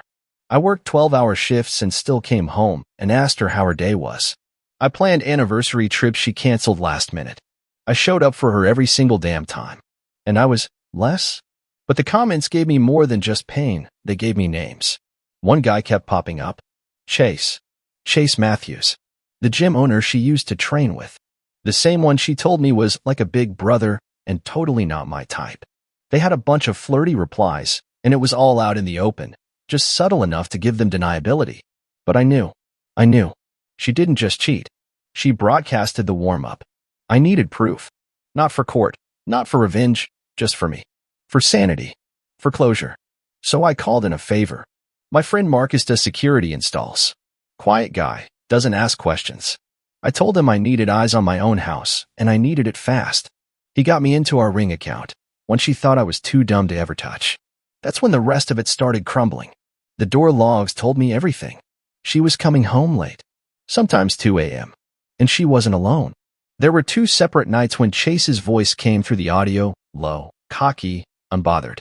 Once, he even joked, "Hope your little practice project isn't still watching from the trees." I felt my stomach twist. I wasn't mad. Not in the usual way. I wasn't yelling or pacing. I just sat down on the edge of the motel bed and stared at the wall until the daylight changed. The worst part was, I had been loyal. Flawlessly loyal. I thought marriage was a contract sealed with more than words. Something sacred. I thought if I gave everything I had, it would be enough. But it wasn't. It was never enough for Emily. And now I understood why. Emily didn't want a husband. She wanted a cheerleader, a wallet, and a mirror to her ego. And when I stopped being that, when I started needing something in return, she called me less. Practice. Expendable. By the time her sister sent a second message, "Please just talk to her. She's not herself," I had already decided. I would talk to her. But not the way they expected. I picked a Saturday. I knew Chase would be there. The Ring app told me his car showed up around 7 p.m. and left after midnight every weekend. I waited till 7:30. Drove back to the house I paid for. Knocked like a guest. When she opened the door, she froze like she'd seen a ghost. Her mascara was perfect. Her robe barely tied. She didn't say anything. So I smiled and stepped in. And just as I expected, Chase was on the couch, holding a beer from my fridge, his shoes on my coffee table, and that smug smirk on his face like he'd just won something. Emily finally found her voice. "Ethan, you can't just come in like this." I closed the door behind me, and I said, "I'm not here to argue. I just came to say one thing." She crossed her arms. "What?" I looked at Chase, then back at her. "You're gonna wish I stayed your practice husband. Because what comes next? That's the real test." She laughed. Actually laughed. But Chase, he didn't. Because when I pulled out the tiny USB stick from my pocket and tossed it onto the table, I saw it in his eyes. He knew. I had everything. The cameras. The recordings. The audio of their moans. Her calling him daddy in my house. She opened her mouth, but I cut her off. "You two have until tomorrow to pack and leave. The lawyer will handle the rest." "Oh, and Emily? That necklace? The one you never got?" I pulled it from my jacket, crushed it under my boot, and walked out. Next part? Let me know. I didn't sleep that night. Not out of regret. God, no. But because everything that had been bottled up for months was finally spilling over, and my brain was on fire. Not just with rage, but with questions. When did she start lying to me? Why did I ignore the signs? Was I so desperate to be loved that I let her treat me like a prop? At 3:17 a.m., I found myself standing in front of a gas station, gripping a Red Bull in one hand and a crumpled receipt in the other. I looked like a man who'd lost a bet with the universe, and maybe I had. But I didn't feel broken anymore. I felt sharp. Focused. The plan was simple. I wouldn't just leave her. I'd make sure she was the one who lost something. Something real. The next morning, I met with my lawyer, Jenna. She'd been handling divorce cases for 15 years and had the face of someone who's seen it all, but even she raised her eyebrows when I showed her the footage. "Oh, wow. She really thought she was untouchable, huh?" "She still does." "Well," Jenna said, folding her hands. "Let's remind her she's not." It moved fast after that. Faster than I expected. I had receipts, surveillance, financial records, and even a screenshot of her message to her best friend that read, "If Ethan ever finds out, I'll just cry and say he was abusive. He's too passive to fight back." She'd been planting seeds to bury me, long before I ever caught her. I filed for divorce with cause. In our state, adultery's still a knife that cuts deep in court, especially when there's video. especially when the house, the cars, the accounts, everything was in my name. But before the papers could even reach her hands, she beat me to the drama. I woke up to 50 missed calls. My phone practically screamed. Her sister, her friends, even her mother. Ethan, what the hell happened? Emily's freaking out. She said you threatened her. She's saying you stormed in drunk and tried to fight Chase. I laughed. A genuine, bitter laugh. Of course she flipped it. Of course she ran straight to the victim playbook. But this time, I had armor. I sent one video. Just one. A clear clip of her and Chase on my couch, her straddling him, moaning his name. No words. No explanation. Just the file. By noon, silence. The phone stopped ringing. Her mother deleted her concerned Facebook post. Her sister texted. I'm sorry. I didn't know. I really didn't know. Yeah, neither did I. Until I did. That night, Emily showed up at my motel, wearing the same hoodie of mine she always stole to sleep in. Hair in a bun. Mascara running. Barefoot. She looked nothing like the smug queen bee at the barbecue. More like a drowned rat. She didn't knock. She banged.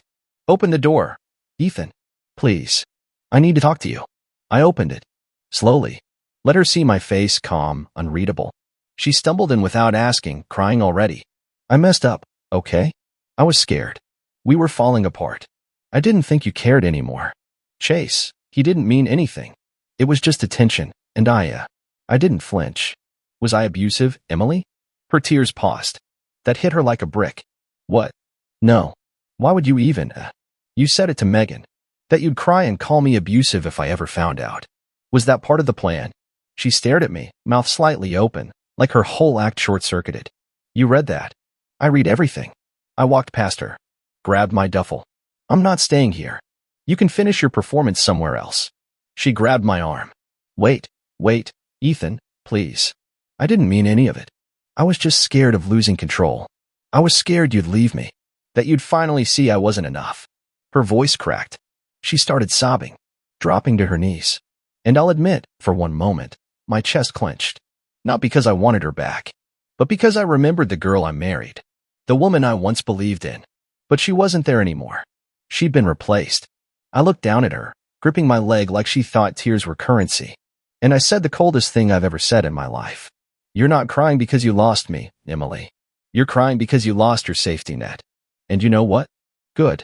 Maybe it's time you feel the fall. Then I left. I didn't look back. She didn't follow. She never does when no one's watching. The next few days were quiet, almost eerily so. No texts. No calls. Not even another attempt to ambush me at the motel. It felt like the storm had finally passed. Until I got the email. Subject line. Urgent, Ethan Carter legal inquiry. Sender, Chase Matthews. I nearly laughed. The ball's on this guy.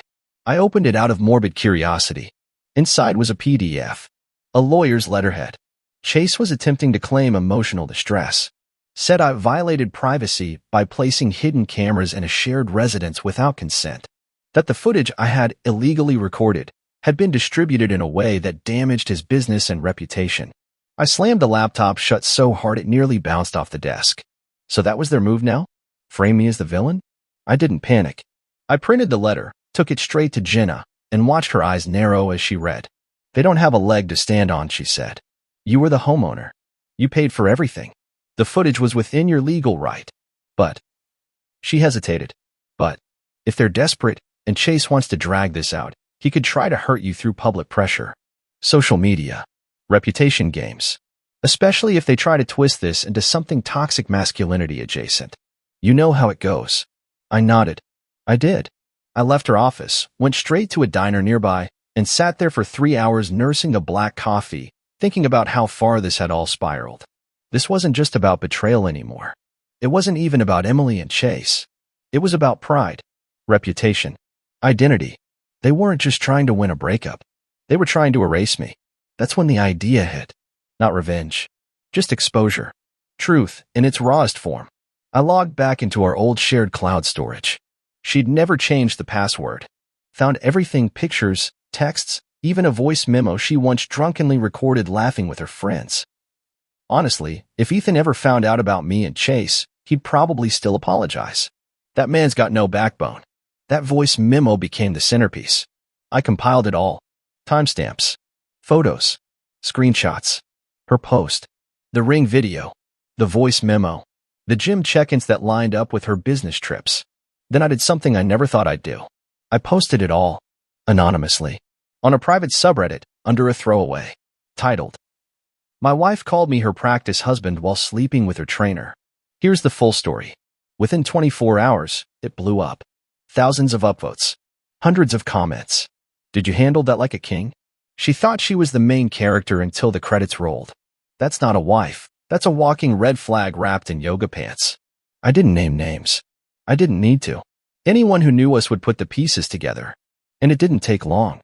By the next week, Chase's gym's Yelp page was filled with reviews like, "Beware of the owner. He specializes in home-wrecking cardio. Signed up for squats, got drama instead." And Emily? She went dark. Deleted Facebook. Vanished from Instagram. Her echo chamber collapsed. That's when the final blow came in. Jenna called me one afternoon and said she wants to settle. No court. No fight. She's walking away from the house, the car, everything. She just wants out. I didn't smile. I didn't cheer. I just exhaled. Because that's what closure felt like. Not victory. Not revenge. Just the quiet realization that someone who once promised forever had destroyed their own castle, and all I had to do was walk away from the ruins. I signed the papers the next morning. Didn't leave a note. Didn't say goodbye. Just like she didn't when she sat by the pool, laughing while her friends called me a test run. Funny how fast the test becomes the final exam. And she failed. Spectacularly. I thought that after signing the papers, there'd be this huge release, like I'd feel light again, like I could finally breathe without her name sitting in my lungs. But the truth? It wasn't peace. Not right away. It was emptiness. Like I'd been walking through fire for so long that I forgot what it felt like not to be burning. I stayed in the motel for a few more nights, not because I had to, but because I couldn't stand going back to that house yet. Even if she was gone, even if Chase was too, every room would still reek of what they did. But then I got the call. It wasn't from Jenna. Not her sister. Not even her. It was from my boss. "Ethan, this might be awkward, but someone's been trying to contact HR about you." My stomach dropped. "She's saying you were mentally unstable, that you were harassing her and threatening people." I didn't believe it, obviously, but the company's obligated to look into it. I thanked him for the heads up and hung up before I said something I'd regret. So this was it now. Smear campaigns. Reputation warfare. She didn't just want to leave, she wanted to salt the earth.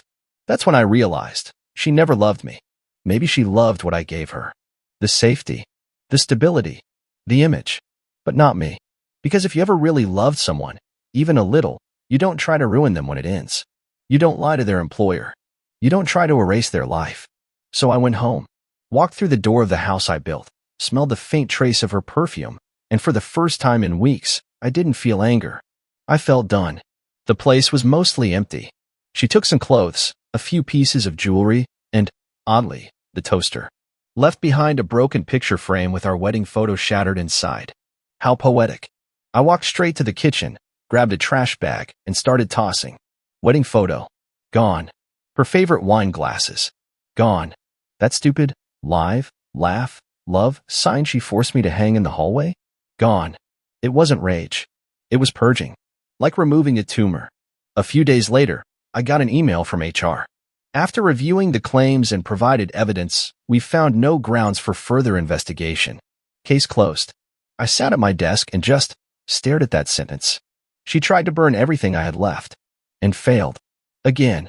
A week passed. Then another. Until one morning, I got a knock on the door. I thought it might be her. I was ready for that. I had a speech rehearsed, firm and cold. But it wasn't her. It was Chase. Standing there like he just walked out of a hurricane, messy hair, sunken eyes, hoodie stained at the collar. "What the hell do you want?" I said. He rubbed the back of his neck like a kid caught stealing candy. "Look, man.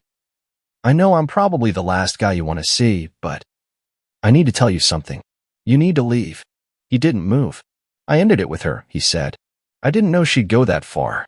I didn't know about the HR thing until after it blew up in her face. She told me she was just trying to make you pay attention. I didn't sign up for that. I didn't say a word. She told me, after the barbecue, she was planning to ask you for an open marriage. Said you were emotionally boring. Said you wouldn't mind." I stepped forward, real close. "Do I look like I don't mind?" He looked away, swallowed hard. I just thought you should know. She's not who I thought she was either. And for a moment, I almost pitied him. Almost. But then I remembered everything. The laughing. The couch. The smirks. You broke into a burning house, and now you're shocked it's on fire? He nodded, finally backing away. I deserve that. Yeah, I said. You did. And I shut the door in his face. That night, I poured myself a drink. Just one. Sat on the back porch, feet kicked up on the railing, looking out over the yard where I used to grill while she smiled for Facebook. Practice husband. Test run. Funny thing is, I think she was the one on trial all along. And she failed every question. The next month was quiet in a way that didn't feel real. Like someone hit mute on a world that had been screaming at me for too long. There were no more emails. No more surprise visits. Chase disappeared completely. Emily stayed silent. I didn't ask why. I didn't care. I spent most mornings rebuilding what was left of my life. I took a week off work and started clearing the house room by room. Got rid of every piece of furniture she picked out. Repainted the bedroom. Threw out the memory foam mattress she swore we had to have and slept on an air mattress for a while, just because it was mine. I even found the box with the necklace I never gave her. Still intact. I'd crushed the one at the barbecue, yeah, but there was a second one I'd ordered by mistake, and it arrived late. It had her favorite quote engraved on the back. You are enough. The irony stung so bad I actually laughed. I took it outside, dropped it in the fire pit, and watched it melt down into a silvery puddle. Poetic justice. Quiet. Personal. And then one night, just when I thought the story was finally over, I got one more message. Blocked number. One sentence. You'll always be the one I ruined everything for. No name. But I knew. She couldn't help herself. Even in her defeat, she had to twist the knife one more time. Make herself the sinner. The victim. I didn't reply. Because by that point, I wasn't angry anymore. I wasn't sad. I was just clear. She thought I'd crumble. That I'd spiral. That I'd spend years licking wounds and wondering what I could have done differently. But what she never understood was that men like me, men who build things, we know how to rebuild ourselves too. She mistook silence for weakness. Loyalty for stupidity. What she didn't realize was that when I left that barbecue without a word, I wasn't running. I was choosing peace over performance. And peace? That's the one thing she'll never get back. Because now, when people say her name, they don't think beautiful, charming, or witty. They think. She cheated on her husband and bragged about it on Facebook. And me? I got promoted. Bought a new car. I started training again, actually joined a better gym. One with no sleazy trainers and no shared showers. I met someone a few months later. Her name's Rachel. She doesn't post cryptic quotes. She doesn't play games. She asks how my day was and actually listens. And one night, over drinks, she said something that stopped me cold. I can tell you've been hurt by someone who never appreciated what you gave. I didn't say much. Just smiled and nodded. Because she was right. And that's the truth. I gave someone everything, and she turned it into a joke. Called me her practice husband while I was grilling for her family, holding a ring in my pocket. But that was the beginning of her downfall. Not mine. So if you're reading this, and you think your world is ending because someone tore it apart, let me tell you something they don't put in the inspirational quotes. Sometimes, getting burned is what you need to finally see who belongs in the fire, and who was just smoke all along. And if she ever reads this, and she'll know it's her, let me leave her with one final message. You didn't break me. You just taught me exactly what never to settle for again. The seasons started to shift. Summer faded into a slow burning fall, and I watched the leaves change from my porch, the same porch where Emily once took selfies during golden hour, tagging me with cutesy captions like husband goals, while she was already texting other men. I should have seen it back then. But that's the trick about people like her. They don't cheat with their bodies first. They cheat with their attention, their laughter, their eye contact. And by the time you notice, they've already rewritten the story in their heads where you're the villain and they're the hero for walking away. Rachel didn't ask for details. She could sense the damage without needing to read the full report. That's what made her different. She didn't try to fix me. She just stayed. Solid. Present.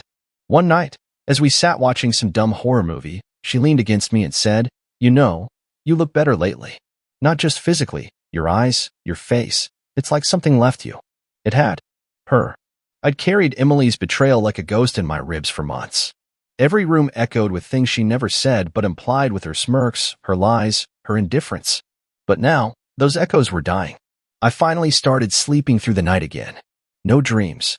No jolting awake with phantom arguments in my head. Still, I won't lie, some days it crept back in. A scent. A song. That damn commercial for the mattress we bought together. But I let it pass. Like a breeze through an open window. I stopped chasing closure because I realized closure isn't a conversation.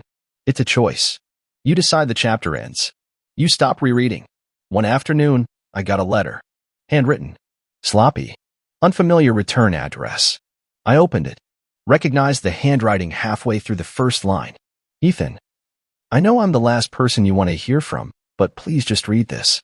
I don't want anything. Not money. Not another chance. I just want you to know that I messed everything up. I hurt you because I was hurting. Because I was stupid and selfish. You gave me the kind of love I thought I deserved, and I didn't realize until too late that it was better than anything I ever earned. She went on. Pages of it. Excuses. Regret.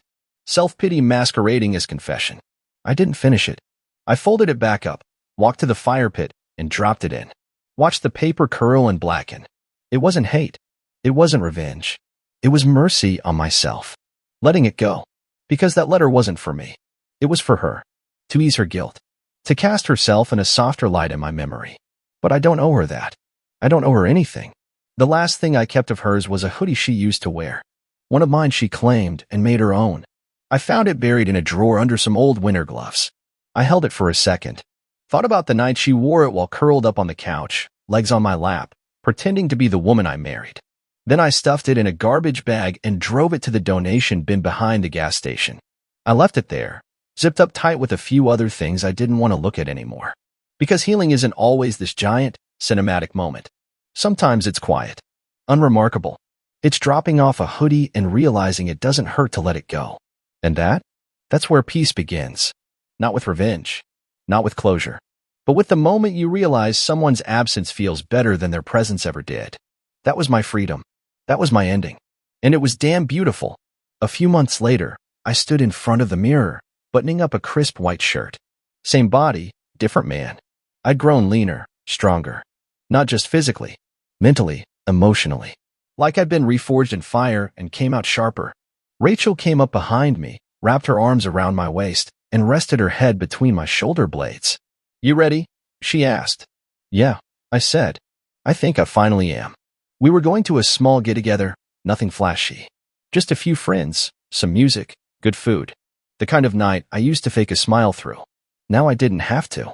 As we drove, I passed a street I hadn't taken since everything fell apart. It was instinct to look away, to tighten my grip on the wheel, but I didn't. I looked, head on, straight into the rear view of my life.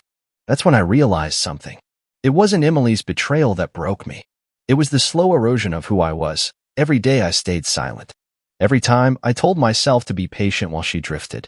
Every lie I accepted as a compromise. Every smirk I let go unchallenged because I didn't want to rock the boat. I wasn't just betrayed. I was trained to betray myself. And now? Now I'd unlearned that. One boundary at a time. So if there's one thing I'd tell anyone who finds themselves standing at a grill while their partner posts insults about them to the world, it's this. Don't waste your voice trying to convince someone to see your worth. Just leave. Don't burn yourself trying to keep someone else warm. Don't wait for apologies soaked in excuses. And if they ever come crawling back, sobbing, saying they miss the version of you they broke, let them cry. Let them sit in the silence they created. You don't owe them closure. You owe yourself peace. Because love isn't supposed to feel like waiting for someone to stop hurting you. It's supposed to feel like coming home. And finally, I had. Not to a person. To myself. I was standing in the kitchen, holding a mug of coffee I hadn't taken a sip from, staring blankly at my wife, Madison, as she zipped up her suitcase. Her long red nails clicked against the handle, and that smug little smile on her face, it wasn't the smile of someone going on a girl's trip, like she told me last week. Now she was honest. Sort of. It's just a weekend trip with Liam, she said casually, like Liam wasn't her ex-fiancé. Like I hadn't told her I wasn't okay with it.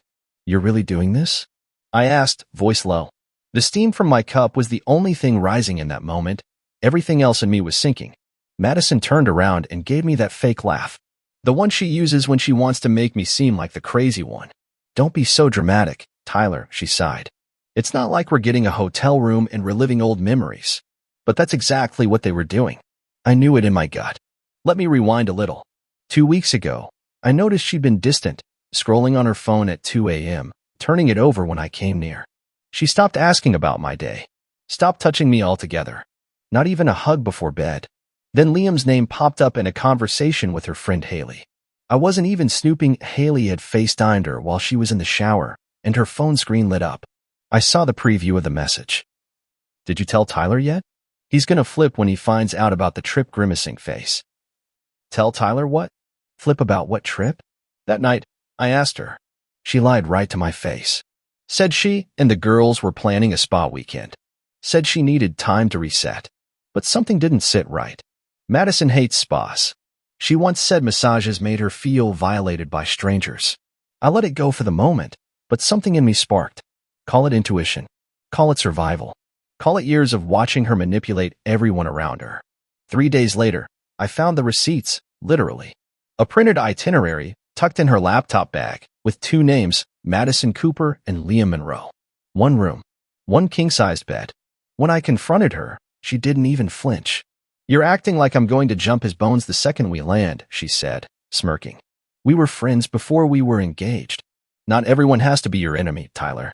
I should have yelled, thrown the coffee cup, packed her bag for her, and thrown it out the window. But I just stood there, numb. And that's when I realized something. Madison wasn't confused. She wasn't emotional. She wasn't wrestling with temptation. She was choosing this. Choosing him. So, I made a choice too. I didn't stop her from going. I smiled, helped her load her bag into the Uber, and kissed her on the cheek. Then I got to work. You want karma, Madison? I'll show you what it looks like when a man hits his breaking point and doesn't break. I had 3 days. 3 days to flip the script. I called Madison's best friend, Rachel, the one she backstabbed last year by sleeping with her ex-boyfriend behind her back. Yeah, that Madison. I knew Rachel would be down for what I had in mind. I also called my lawyer, froze the joint account, changed the locks, and filed a temporary injunction to secure the house under my name. Turns out, when you're the sole owner and you move fast, you can make a lot of things very permanent. But that was just the beginning. By the time Madison landed with her ex in Charleston, thinking she was about to relive her college romance like some twisted rom-com, I had changed the game. I was no longer her husband. I was the man who had nothing left to lose, and I was just getting started. When Madison texted me a selfie from the plane, smiling next to Liam, I didn't even flinch. I just watched the little bubbles pop up on my screen. Landed. Don't be mad. Face blowing kiss. Promise to call you tonight. Mad. She thought I was mad. That's the word she chose. Not betrayed, not disgusted, not even hurt. Just mad, like a kid denied candy at the store. I didn't reply. Instead, I sat back in my chair, sipping whiskey neat, and stared at the document my lawyer had just sent me. The divorce petition was clean, sharp, and already filed. She'd be served before she even finished her overpriced brunch with Liam. But I didn't want that to be the first thing she saw. No, I wanted her to feel it first. So, I made one more call. A quiet one. Her job. Or more specifically, her HR department. See, what Madison didn't realize was that using company funds for a business seminar, and then flying out with your ex-fiancé on that same company's dime. Not a great look. Especially when you left a digital paper trail of hotel confirmations and wine tastings. The woman never was good at covering her tracks. I sent over everything anonymously. Screenshots. Booking receipts. Emails where she faked a meeting schedule. I didn't do it out of spite. I did it because I finally saw her clearly, not as my wife, not as the woman I once dreamed about building a life with, but as a professional scam artist in a tight dress with a fake smile and no conscience. While she was sipping cocktails and probably wrapping her legs around Liam under the table, her email was lighting up like a Christmas tree. And still, I waited. That night, she called. 11:42 p.m. Hey, babe, she purred. I didn't get a chance to call earlier. We got caught in the rain and then, well, you know how Charleston is. I stayed quiet. Tyler, she said, tone shifting. I know everything, I said. Flat. Cold. Silence. She laughed, nervously. Everything. What? Babe, come on. Don't do that dramatic thing you do when you're spiraling. It's really unattractive. I could practically hear the eye roll through the phone. You lied to me, Madison. Again. You went on a trip with the man you almost married. You booked a king bed. You pretended it was a girls' spa weekend. You used your company's credit card. And you thought I'd just smile and wave while you did it. You went through my stuff, she snapped, immediately shifting the blame. Classic Madison. Are you serious right now? That's abuse, Tyler. You're being controlling again. That word, again. Like I was the villain here. Like she was the victim of my, what, curiosity? I didn't even raise my voice. I froze the account, I said. Changed the locks. Filed for divorce.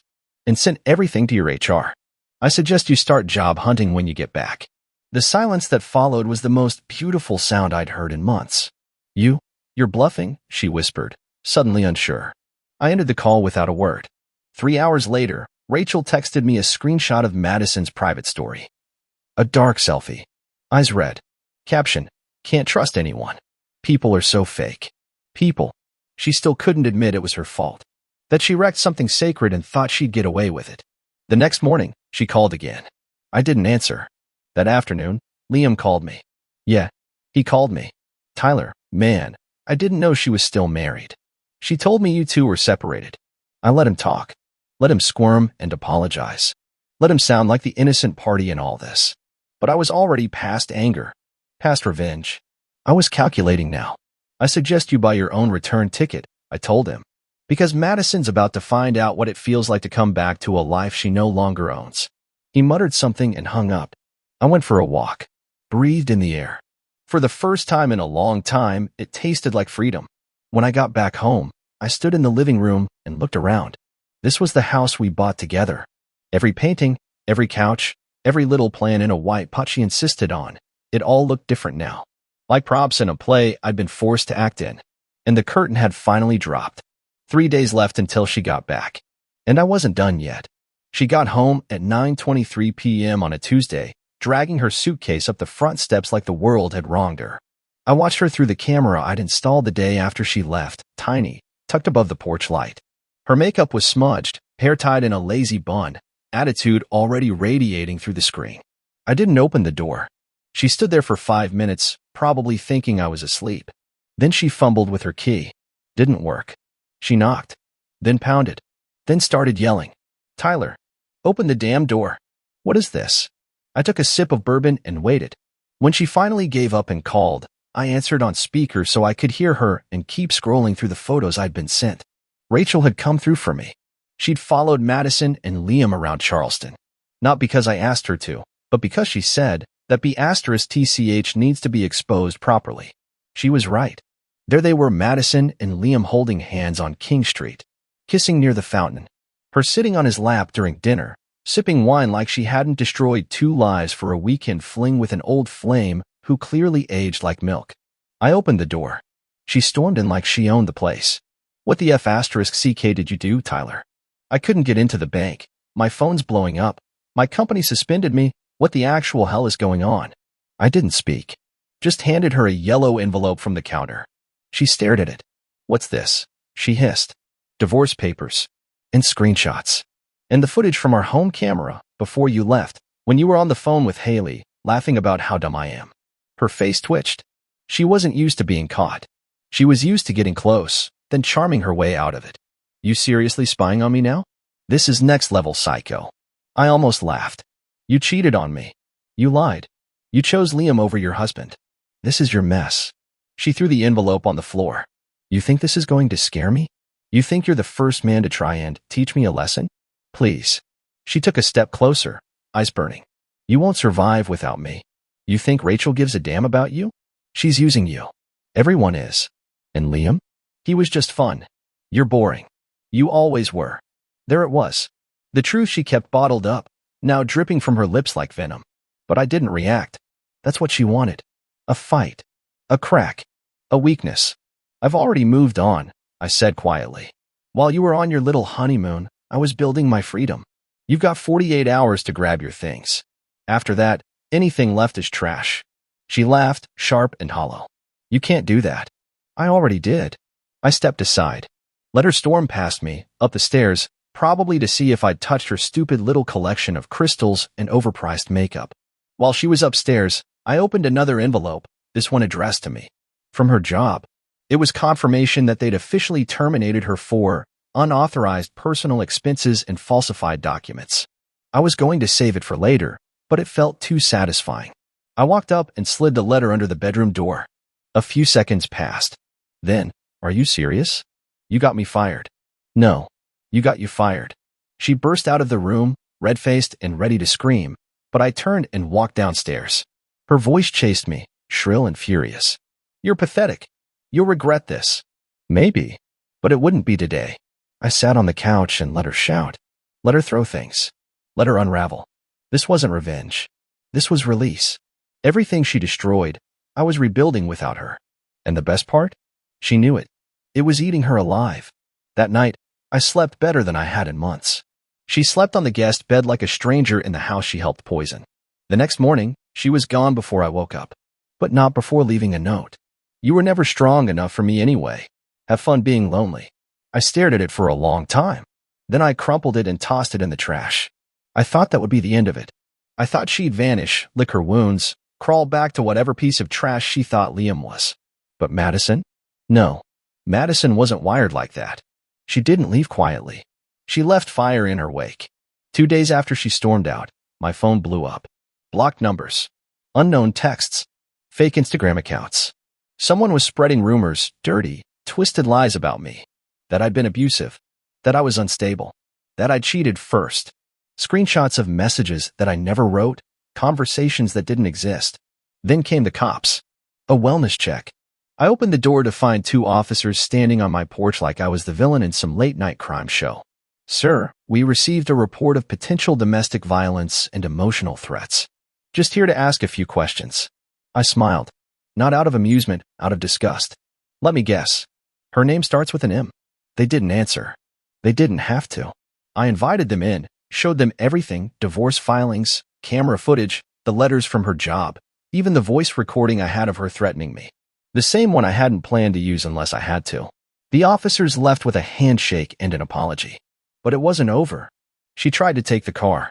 One of those lawyers who markets on Instagram took her case, the kind who thinks theatrics are law. They tried to spin it like she'd been trapped in a controlling relationship, that I'd emotionally cornered her into isolation. They didn't expect the paper trail I had, or the video of her and Liam on that trip, or the receipts from her company card. Her lawyer dropped her 2 days later. Then, one night, Liam showed up at my house. I watched him through the peephole, sweaty, nervous, looking over his shoulder like he was being followed. I opened the door just enough to speak. "What do you want?" He looked at me like he hadn't slept in days. "She told me she was pregnant, man." I said nothing. "She's saying it's mine, but the dates don't add up. I don't even know if she's telling the truth anymore. She's been blowing up my phone, showing up at my place, crying, then threatening. I thought you should know. She's unraveling." I should have slammed the door in his face, but something in his eyes told me he was a victim too. Not like me, but close. She used him, then turned on him, just like she turned on Rachel, like she turned on everyone once they'd served their purpose. "I'm not your therapist," I said. "Figure your *T out. But don't come here again." I shut the door. That night, I sat alone on the porch, watching the wind tear through the trees like it was trying to say something. And I thought about how long I let her twist me up inside. How many nights I laid in bed wondering if I was enough. How often I gave her the benefit of the doubt, even when the evidence was dripping in blood. Love had made me blind, but betrayal had sharpened me. And still, some part of me ached. Not for her. For the version of me that believed in her. For the man who thought loyalty was enough. For the idiot who gave everything to someone who was only ever pretending. A few days passed. Quiet days. Peaceful, even. Then one morning, I got a call. Blocked number. I let it go to voicemail. She left a message. Not tears. Not apologies. Just her voice, low and angry. "You'll regret this, Tyler. I swear to God. You think you've won? You haven't even seen what I'm capable of." I deleted it, but I saved the recording. Just in case. Because with Madison, it's never really over. She doesn't lose. She waits. She poisons. She infects. And I'd spent too long mistaking her disease for desire. I checked my locks, changed the alarm code, and waited. Because the next move? It wouldn't be hers. She showed up at my job 2 days later, wearing that fake little smile she always used when she wanted something. Hair done, sunglasses too big for her face, acting like nothing had happened. Like the last few weeks didn't exist. I saw her through the glass wall of the conference room and froze mid-sentence. My boss, Mark, turned to follow my gaze. "You know her?" I clenched my jaw. Unfortunately, I walked out before she could open her mouth and waved her toward the parking lot. Leave, I said under my breath. She tilted her head like I was being unreasonable. Can we talk for 2 minutes, Tyler? I drove all the way here. You also faked abuse claims, tried to ruin my name, lost your job, and blamed me for everything. So no, we cannot talk. She took a step closer. You don't understand. Liam bailed on me. My landlord's kicking me out. My parents won't even take my calls. I have nothing right now. Not my problem. She flinched, but only for a second. Her eyes were scanning me, reading my face, looking for cracks in the wall. Then her tone changed. You're not going to give me even $1? You're really just going to stand there and watch me fall apart? I didn't answer. Because honestly, I didn't recognize this version of her. The Madison I married would have never begged. She would have destroyed someone to get what she wanted before letting her pride slip like that. But now, she looked desperate. Not broken, but exposed. Like the mask had finally rotted off, and what was underneath couldn't even keep up the illusion. I gave you everything, I said. And you torched it. Now you want sympathy? I want my F***king life back, she hissed. I laughed. I couldn't help it. You mean the life you lied through your teeth to build? The one you thought you were too clever to lose? You were never building a life. You were staging a performance. She stepped back like I'd slapped her. That's when I noticed her hands were shaking. Not out of fear. Out of fury. You'll regret this, she muttered, low and cold. I don't care how long it takes. You will. Get in line. I turned and walked away. Didn't look back. Didn't need to.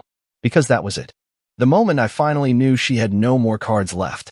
That night, Rachel sent me a screenshot from Madison's burner account, some vague Instagram story. Some men only learn when you show them how dangerous a woman can be. I didn't respond. Rachel just replied, she's spiraling. Be careful. But I wasn't afraid. I was prepared. I'd already sent everything to my lawyer. Already made copies of every message, every threat, every voicemail.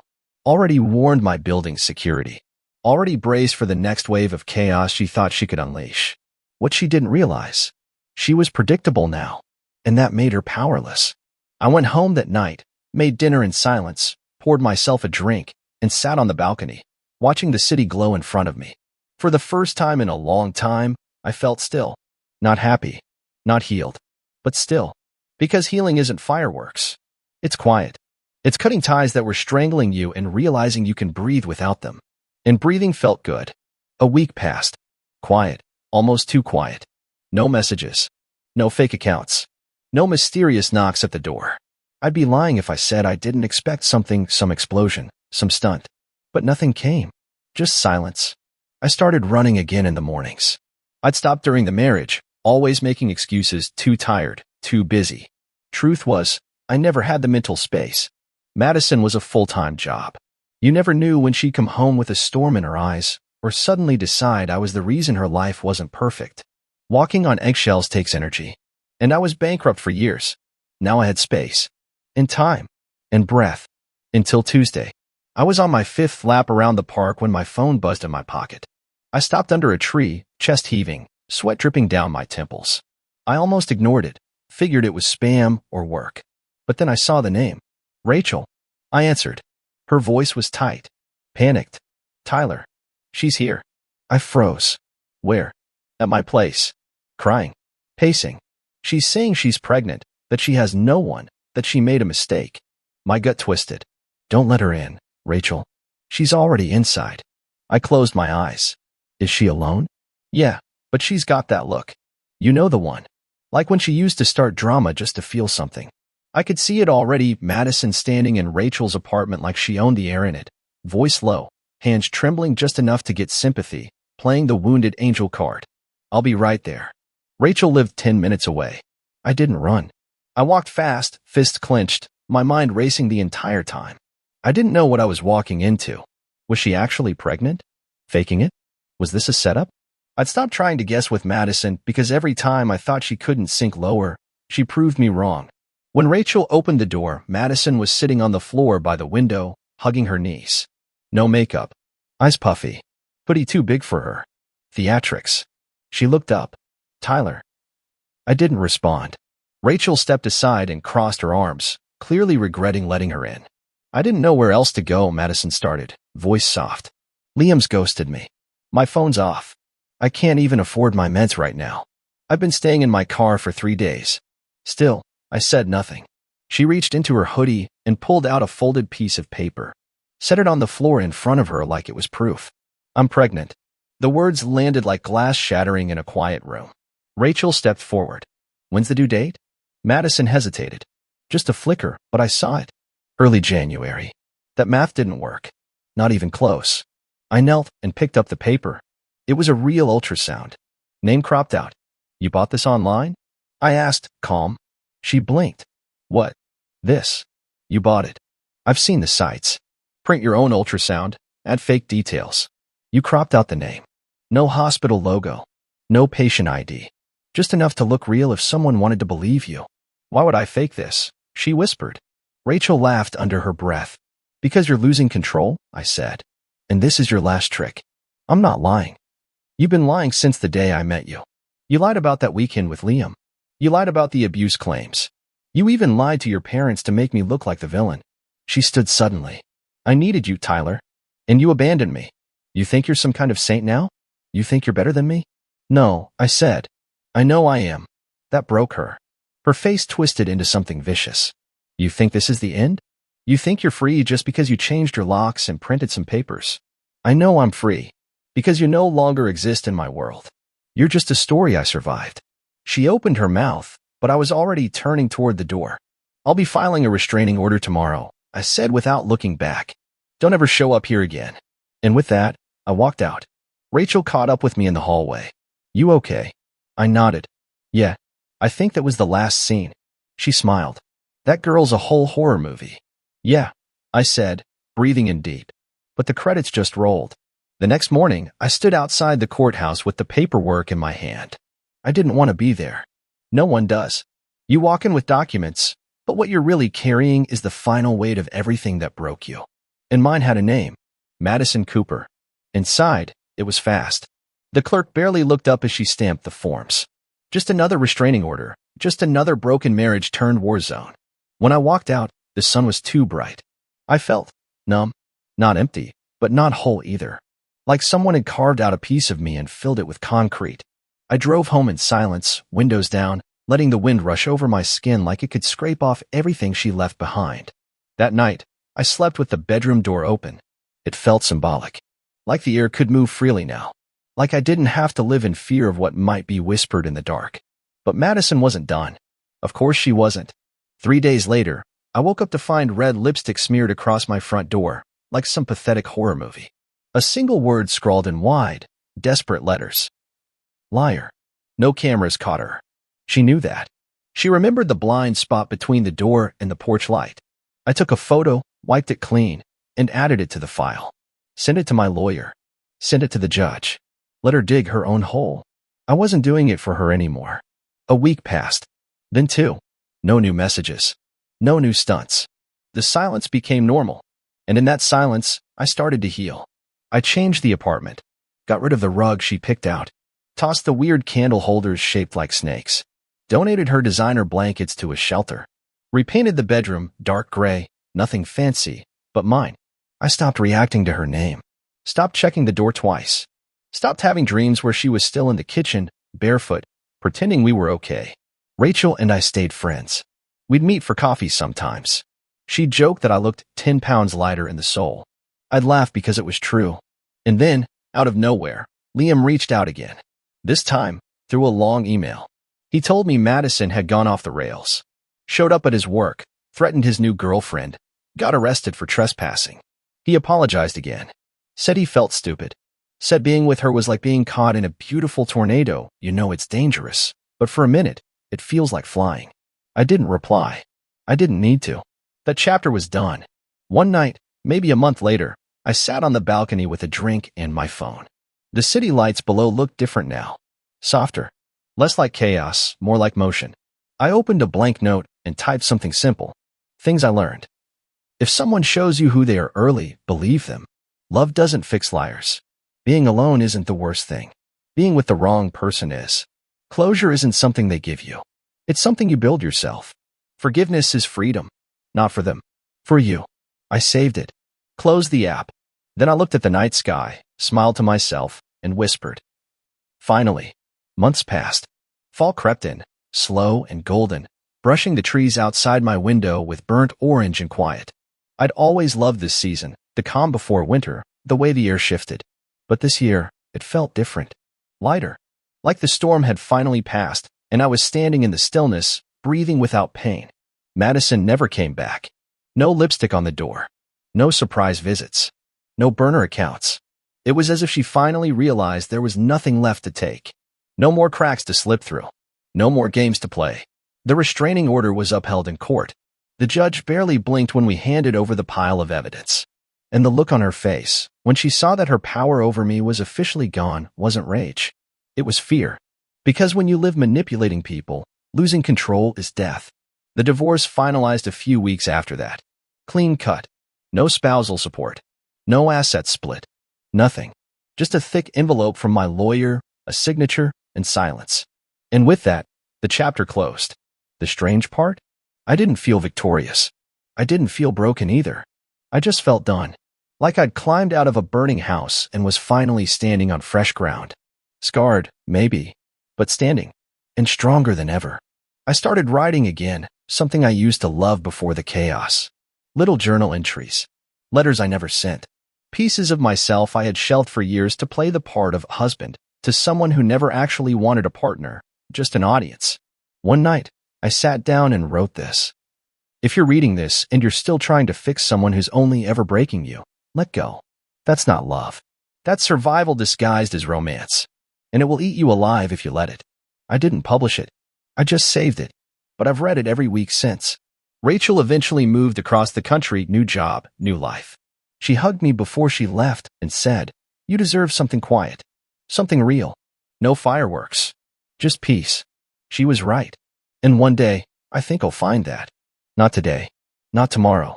But I'm not rushing it. Because now I know peace isn't found in someone else's arms. It's found in your own reflection, the day you look in the mirror and say, "I survived her." And mean it. So yeah, this is the end of the story. But not the end of me. Not even close.